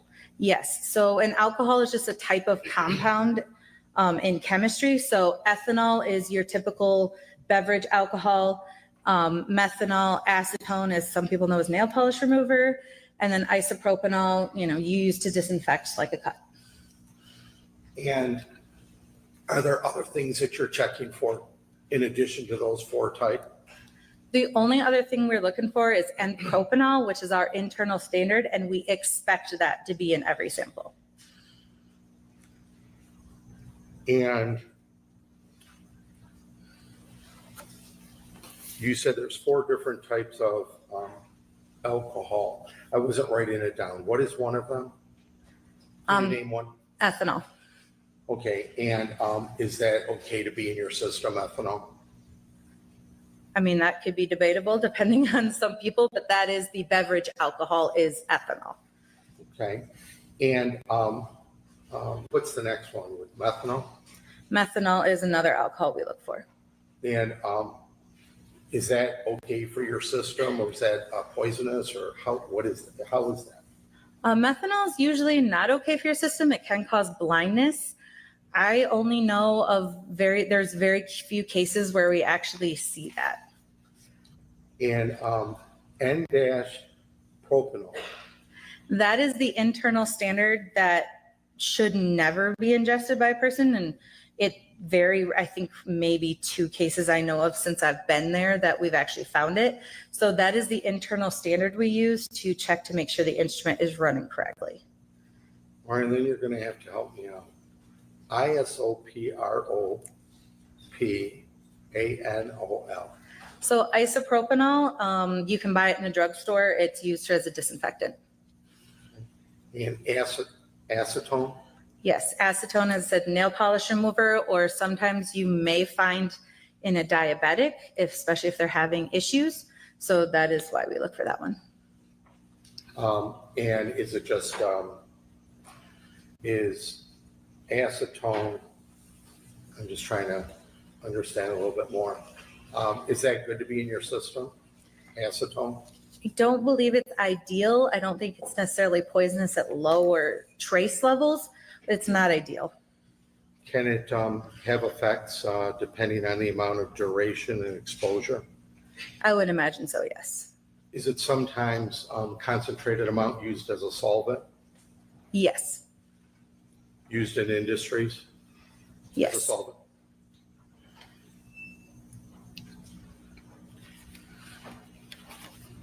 What level of acetone are you showing in your records that Ms. Chidester had from the 2-pound gas being emitted? So let me check my notes. I found it was below our calibration curve, so it was not a reportable acetone, but I did find 0.002, so it was a very trace amount of acetone in this sample. Okay, well, do you have this record that shows acetone? Yes, I do. So that is a picture of the acetone peak blown up, so you can see details of the peak more, but the measurement is on page 1, and that's where it shows that it is a very small amount. What number is down below when the peak started? So those numbers are actually time. Okay, and then the number up on top of the peak. That is the exact retention time, so the time that the detector knows that that is acetone because it came out at that specific time. And that confirms that it's acetone, right? Yes. And acetone can, it can develop how with blood? What would cause acetone to start going up in someone's system? So as I said, sometimes we'll find it in diabetics. Sometimes some people will actually have ingested it. I know of one case that was an unfortunate attempted suicide where we found acetone at higher levels. But as I said, this level is way below our reportable level. So it's very trace. But it is reported on this sheet at least, right? It's showing. It's listed on there because the detector found some, but it's not on the report because it was not reportable. Now, acetone, if blood is fermented, is acetone developed? Do you agree? I don't know of fermentation causing acetone. Have you ever studied that area? I have not. You would have nothing to disagree if an expert or somebody came in and said that acetone will cause is a result of fermentation of the blood. I know fermentation can cause ethanol. I don't know if fermentation causing acetone. But you've never studied that area, correct? Not of fermentation causing acetone, but I have studied fermentation causing ethanol.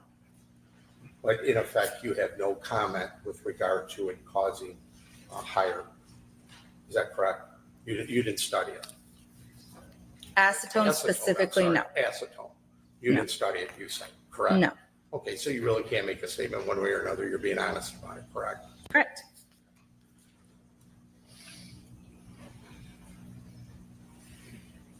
Now, when you go back to look at that page, please, that I had shown you in your records,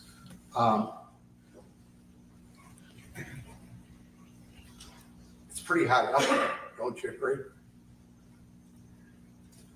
And I'm looking at this page, the acetone. Doesn't it look pretty high up? So it appears high up because that peak is being zoomed in on.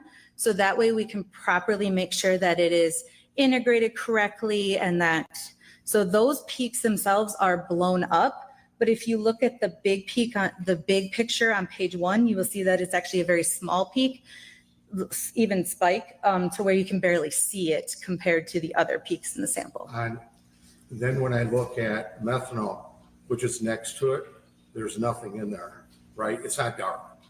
Correct. Okay. And then if I look at this go ahead. Isopropanol. Thank you. You can tell that's how much I deal with that. That's good. You're not showing anything there. No dark peak at all, right? Correct. But acetone, you're showing it's there. I mean, you may be, stating, well, it wasn't a lot or whatever, but you're showing it's there, correct? Well, it's actually only there 3 of the 4 results as well. But in that, it looks, because these are blown up peaks that were integrated in the sample. I got it down. But you're showing it's there, correct? Correct. Okay. And it's showing, you said 3 out of 4? 3 out of the 4 results, yes. And that's a majority, right? Yes, but as I said, it's trace. And having concentrated amounts in your system, you can die from it, correct?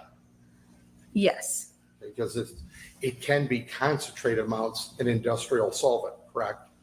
Yes, but it would have to be a lot higher than these values. I understand. And then you said that, what about this, nail polish remover, rubbing alcohol? Not you said, I'm gonna ask you. Acetone is found in nail polish remover. Would you agree with that? Yes. Would you agree that it's found in rubbing alcohol? No, that is isopropanol mostly. You're sure that it's not acetone? I'm pretty sure because acetone would be very painful if put on a cut. So I do not believe it's included in the store. It says like 98% isopropanol. And I don't have any other questions. Thank you. Redirect. Briefly. Oh, you know what? One real quick question, and I apologize to the court. Your testing is only as good as the subject matter that's delivered to you, correct? Correct. Okay, thank you. Now I don't have any other questions. Redirect. Thank you. Well, I'll start where he finished. Was there anything about this sample when you first got it that appeared abnormal? No, it did not. Okay. It appeared as every other sample you've tested? Yes. So just to clarify, these tests on these blood samples, they're run 4 times. So they're run 2 separate columns and 2 separate instruments. So we end up with 4 results. Okay. The 4 results in this case, were they congruent? Were they similar? Yes, part of our quality control is that all 4 results have to meet within a certain percentage of the average, otherwise the sample is repeated. Okay. And so they were within that certain percentage in this case and it didn't have to be repeated? Yes. Mr. Clovis spent a lot of time on acetone. Is there a way that acetone can affect the ethanol reading? No, because our instruments are very specific with the alcohols. And so the column's job is to separate those compounds out so that the ethanol reading is ethanol, the acetone reading is acetone. You might have to correct me, but I think you testified that the test showed 0.0002. Yes. Is that correct? For acetone. Yes. So you don't say of what though. So because usually it's like nanograms per milliliter or something like that. So what does 0.0002 what of what? So that's grams per deciliter, which is the same units as ethanol from when you're reading it from the instrument. So it is, so it'd be 0.002 grams of acetone per 100 milliliters of blood. Okay. What would it have to be for you to report it? We don't start reporting acetone until 0.01.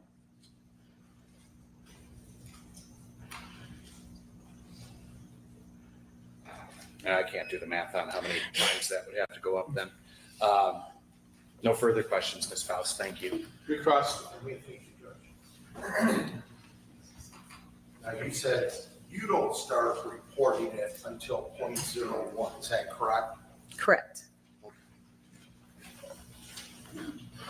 And that's what you follow, what you do in your lab is 0.01, that's what you follow, right?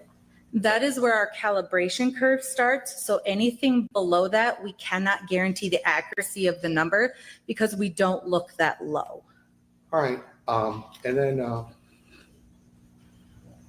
if blood is not preserved properly and it ferments, does that cause an accurate or not an accurate test result for you when you're testing? Outside the scope. It is outside the scope of redirect. Thank you, Your Honor. I have nothing. All right, may this witness be excused. Not from the people. We'd like her to remain as a potential rebuttal expert. Okay, all right. You're done for now, but you're not off the hook. Okay. Next witness. Judge, people call Samantha Beecham from the Michigan State Police Department.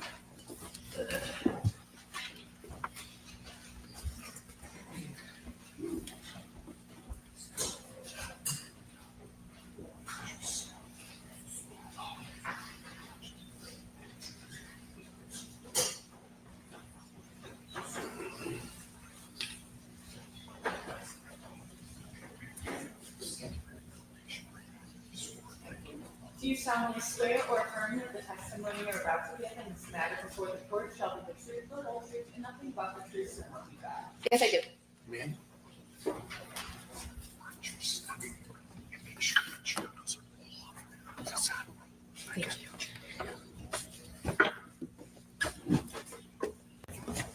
Would you state your name for us and then spell your last name, please? Yes, my name is Samantha Beecham, B as in boy, EAUCHAMP.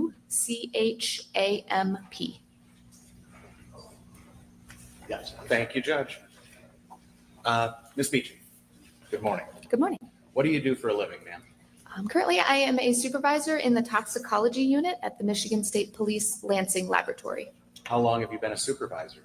Been a supervisor since April of 2022. And how long have you worked in the Michigan State Police Crime Lab overall? I've been there since October of 2008, so about 16 years. And I started as a forensic technician and then was interviewed and promoted to forensic scientist in August of 2009. Prior to working at the Michigan State Police Crime Lab, did you have any employment in your field? Not in my field, no. What did you do before you worked at the crime lab? I worked in a plant biochemistry laboratory at Michigan State University. So it was still in a hard science, it just wasn't in forensic science or forensic toxicology. Correct. How long did you work there? About 6 weeks from graduation till employment at MSP. Got it. So more or less you started at the crime lab right out of college. Yes. You mentioned your university. What education did you have to receive to hold your position? I have a bachelor's degree of chemistry and molecular biology biochemistry, actually from Goshen College in Goshen, Indiana.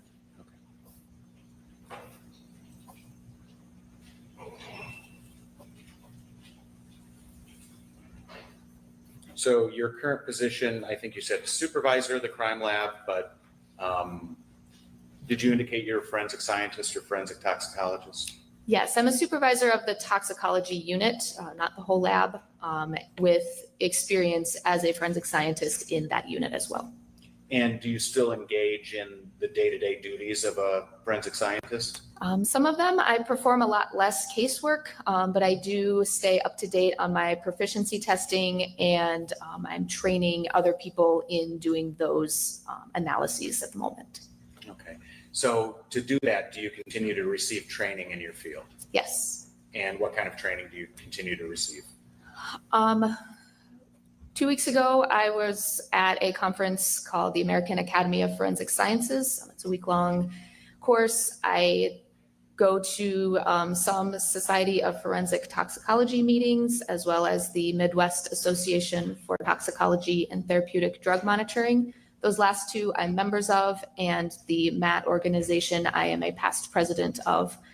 So I'm involved in researching what I can, presenting at those, and just getting information from others in the field.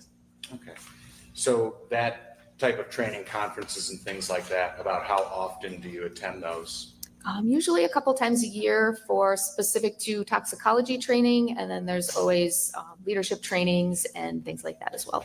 So some of them pertain to the day-to-day duties of the lab, and some of them pertain to your leadership role in the lab? Correct. To hold your current position, Ms. Beecham, did you receive any specialized training as it relates to performing drug analysis on blood? Not technically for my current position as a supervisor, but as a forensic scientist, yes. I did a lot of testing other samples that other people have analyzed to make sure that I'm getting accurate results. We participate in proficiency tests, and some of the assays, like the one I will discuss today, I wasn't formally trained in it because I was part of a team that created that. So there's no way for us to get that training, but I am very familiar with all of the steps that we did to make sure that that is a valid method. And thank you for clarifying and separating between your role as supervisor and your role as scientist.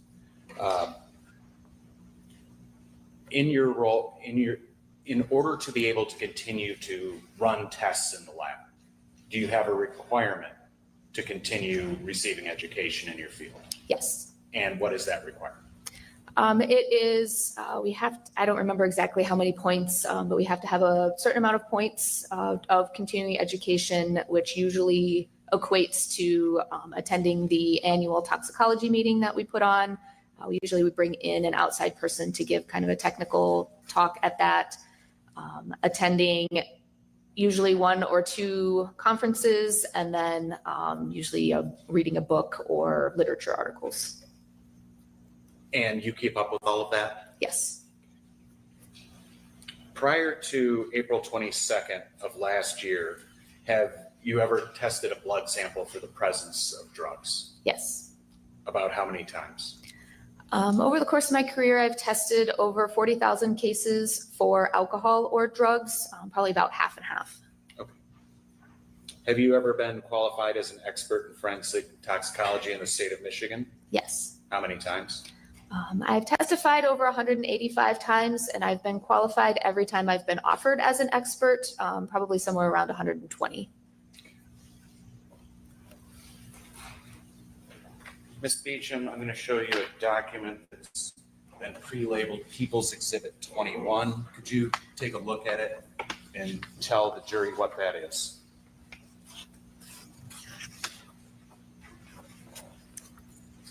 There are actually 2 documents stapled together here. The first 2 pages are my CV, curriculum vitae, and the second 2 pages are those of Diane Bennett.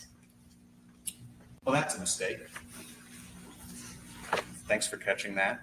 The first 2 pages are an accurate reflection of your experience in the field. Yes.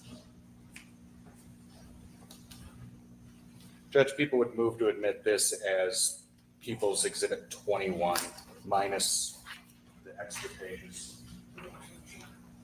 I'm sorry. No objection, Your Honor. People's 21 is admitted.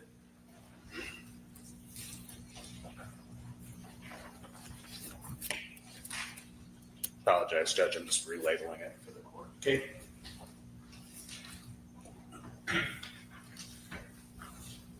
Judge, at this time, I move to qualify Ms. Beecham as an expert in the area of forensic toxicology. No objection, Your Honor. Court determines this witness is an expert in forensic toxicology. Thank you, Judge. Ms. Beecham, were you working at the crime lab on April 22nd of last year? Yes. And did you receive a blood specimen that brought you here to testify in this case? Yes. How, through the course of lab protocol, did you come to receive it? I came into contact with it as our laboratory, once a sample needs a certain kind of test, those just kind of sit in our computer system. It was my turn to do one. So I pulled a batch of cases, and this was one of those. Okay. And is that case somehow identified by name or number? Yes. And what name was associated with this sample? We use a laboratory number mostly through our system. And then also as we're going through looking at the evidence, we make sure that the laboratory number matches the name that was on that paperwork. And the number assigned to that sample, what name did it match? It was, I'm probably going to butcher the name, but Marshella Chidester.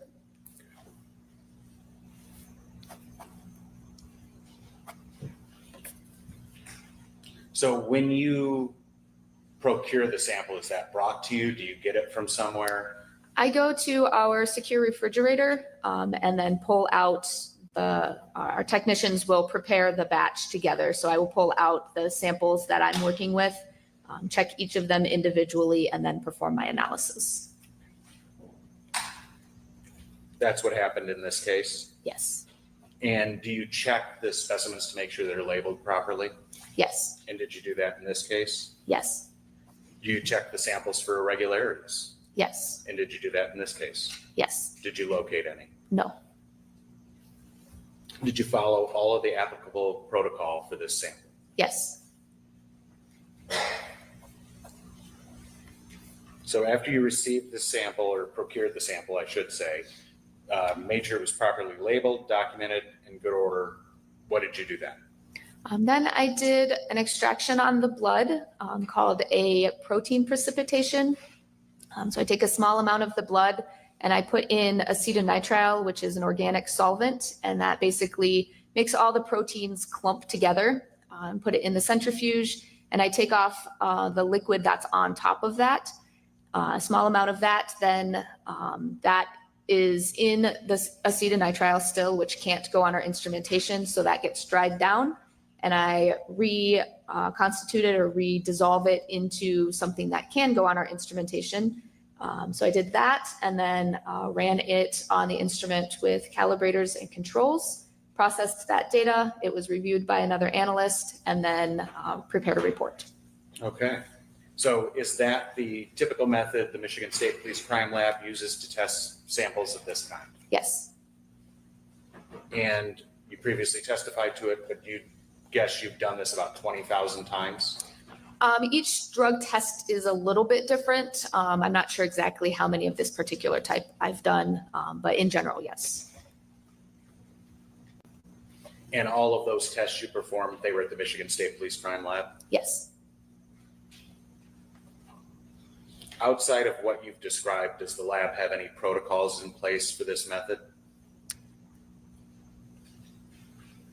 We have different protocols that are things like quality control assurances, are making sure we comply with accreditation requirements. But the specifics about how the sample is tested is what I testified to. Okay. Beyond what you've already described, is there anything to add about the method and modality that you use to analyze this sample? We use I didn't speak about the instrumentation, which we use LC-MS-MS, which is liquid chromatography, mass spectrometry. Basically, that is a system that the chromatography part will separate the different components that are in that blood sample, and then the mass spectrum helps us to identify what it is. Can you explain as best you can to people who know nothing about chemistry how that works? Which part of it? Or all of it? I guess enough to make folks understand what it is that you do makes sense to us in the real world. Sure. So the chromatography part, the beginning, basically it's a tube, and in that tube is some little particles, and based on what the shape of the molecules are that we're looking for, they're going to interact with those molecules in there differently depending on what it is. So it kind of just travels through there in a liquid, and then the detector part at the end basically shoots some electrons on it, and then you end up with a mass spectrum, which is a kind of a fingerprint. So if a particular compound gets bombarded with electrons, then it's going to split up into pretty consistent pieces each time. So we're looking at like the comparison of what those pieces are. Okay, thank you. Do you know when you performed the analysis on this sample? I did it on April 25th, 2024. And when you perform an analysis of this nature, are there procedures to verify the accuracy of the result? Yes. And what are those procedures? The first thing we do is the beginning of the run is what's called a calibration, which basically teaches the instrument what the different levels of that compound are going to look like. And then, so that's the first 6 samples. We run a negative to make sure that there's nothing in our system that is producing a positive result when it shouldn't. And then we run some cases, and then about every 10 or 15 samples, there's a control where we're checking that calibration. The controls are known samples that we know what the result should be. And we make sure that we put those in place throughout the run to make sure that we are getting accurate results. So those include 3 positive controls, 1 negative control, and then a control that we actually purchased from another company that comes verified at a certain concentration to make sure that our results are accurate. And that was done in this case? Yes. With the testing of this sample? Yes. And you indicated during that answer that all the instruments in this case are previously calibrated? Yes, I calibrated when I ran my batch. Okay.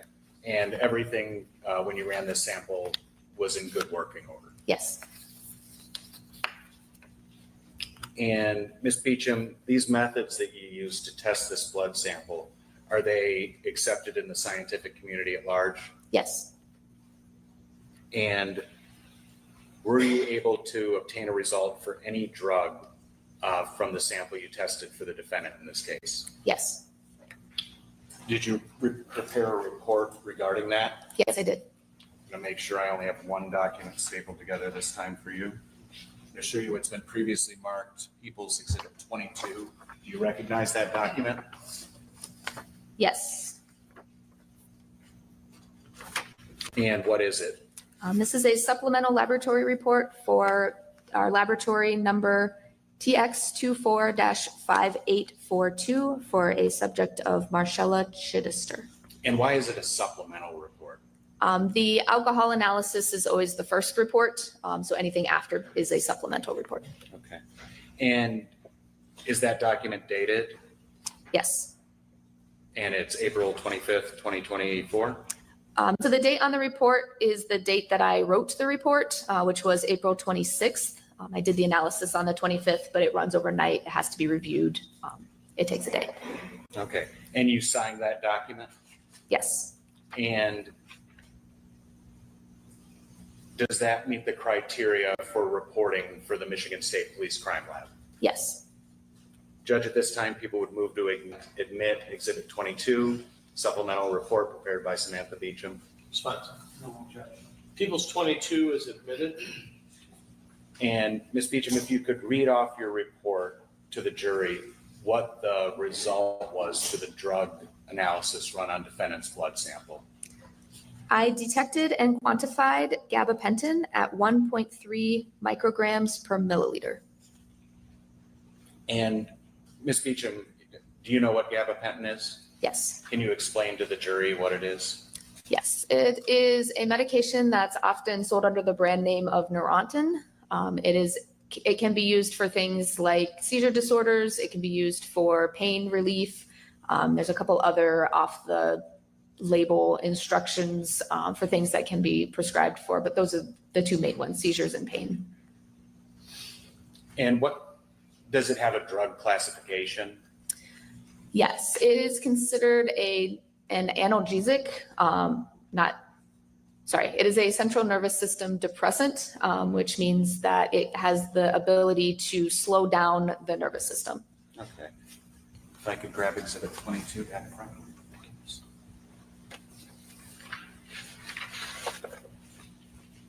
And clinically, Ms. Beecham, can you say whether gabapentin has any noted interactions with alcohol? It can. It depends a lot on the individual, their dosage, how frequently they use alcohol and the gabapentin at the same time. But alcohol is also a central nervous system depressant, so it wouldn't negate those effects. So would it be fair to say that consuming the two together could exacerbate their effects? Correct. No further questions, Judge. Cross.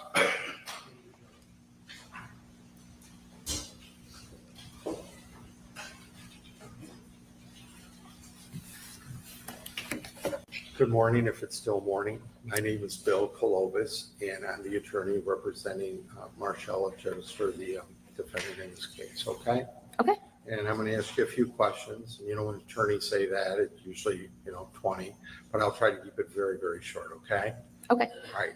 And then just keep your voice up for the court reporter and the court to be able to hear you, okay? Sure. Thank you. How long was it that you've been working in your role right now? My current role, almost 2 years. So at the time that you did this testing that you spoke of, you were doing your job employment-wise for about a year? As a supervisor, about a year. As a forensic scientist, I've been there about 15. Okay, thank you. Now, I'm going to just jump around for a moment. You had just said in response to the prosecutor's question that this drug can be used for seizures, correct? Yes. And it's a lawful drug as long as you have a prescription and you're not overusing it, correct? It is a prescription controlled substance, yes. And you said it's used for seizures. What else is it used for? It can also be prescribed for pain.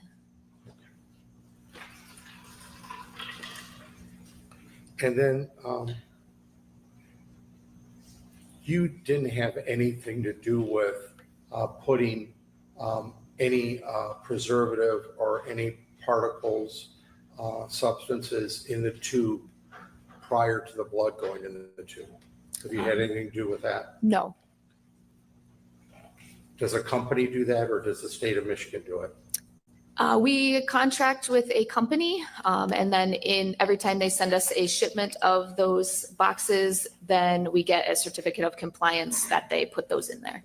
Okay, so a private company does it. Yes, And you don't have anything to do with checking the standards or things like that. You just strictly toxicologist, you do the testing. correct.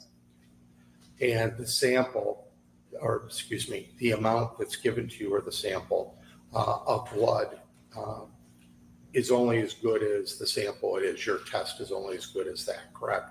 Yes, And if there's a flaw in the blood that's given to you, then do you agree that your test results are your results, but they're not accurate?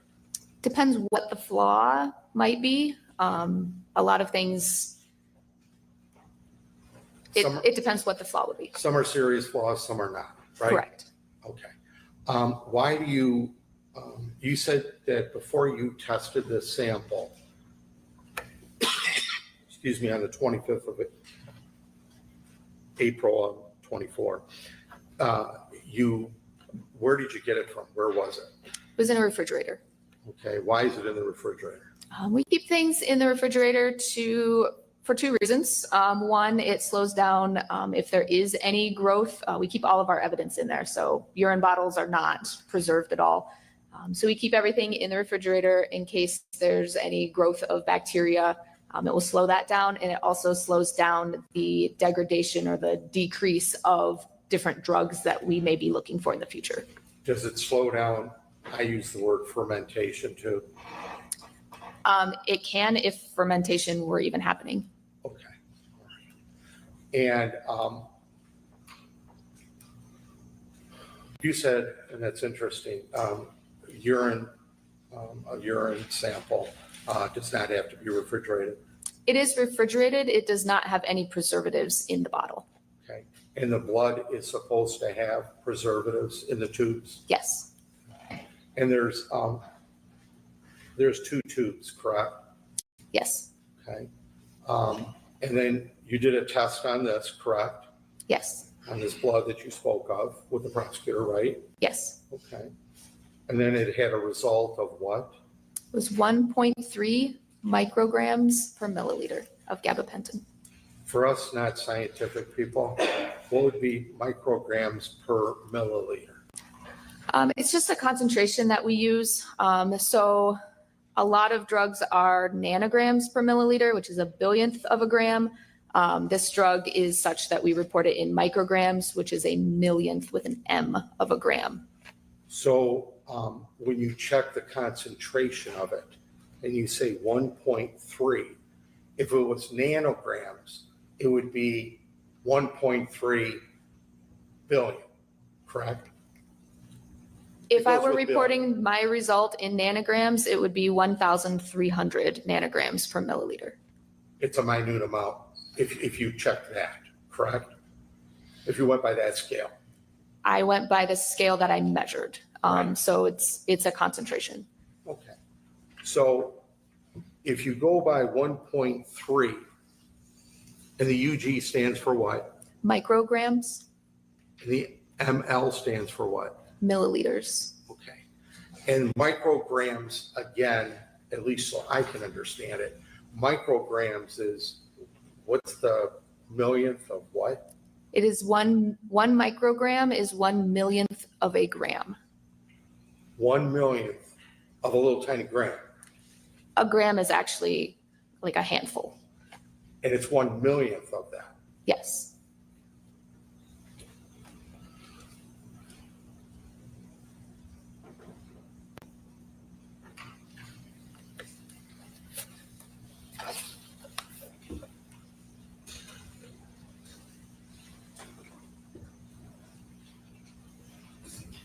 And you never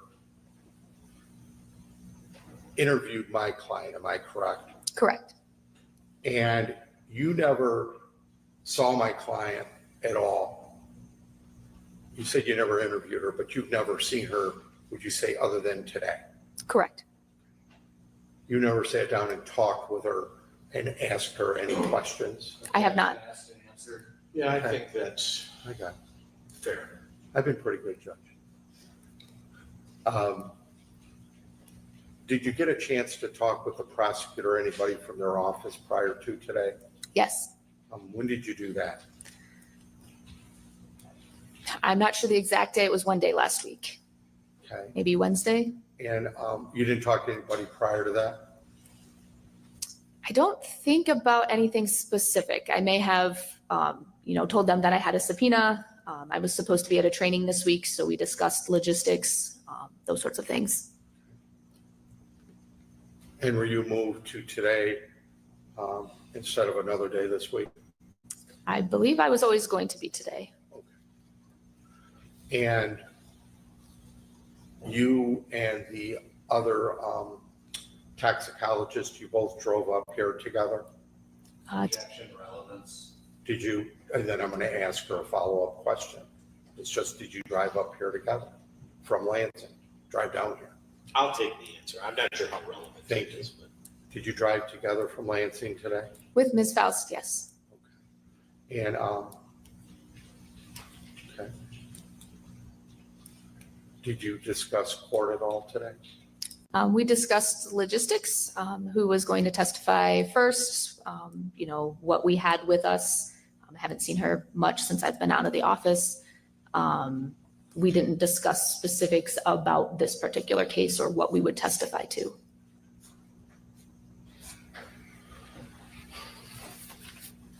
I don't have any other questions, Judge. redirect. Very briefly.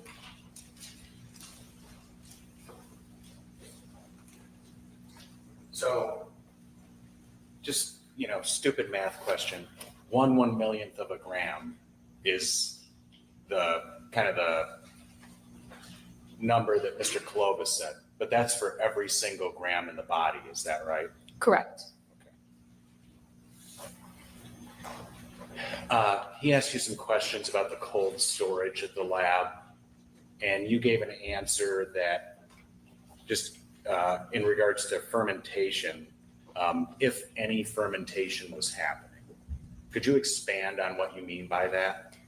Yes, every sample is not going to be fermenting. So if fermentation were happening, if you're going to make wine or beer, that needs to not be done in a refrigerator. That will slow down that process significantly.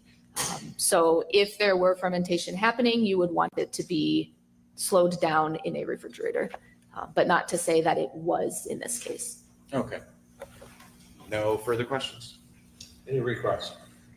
Just 1 second.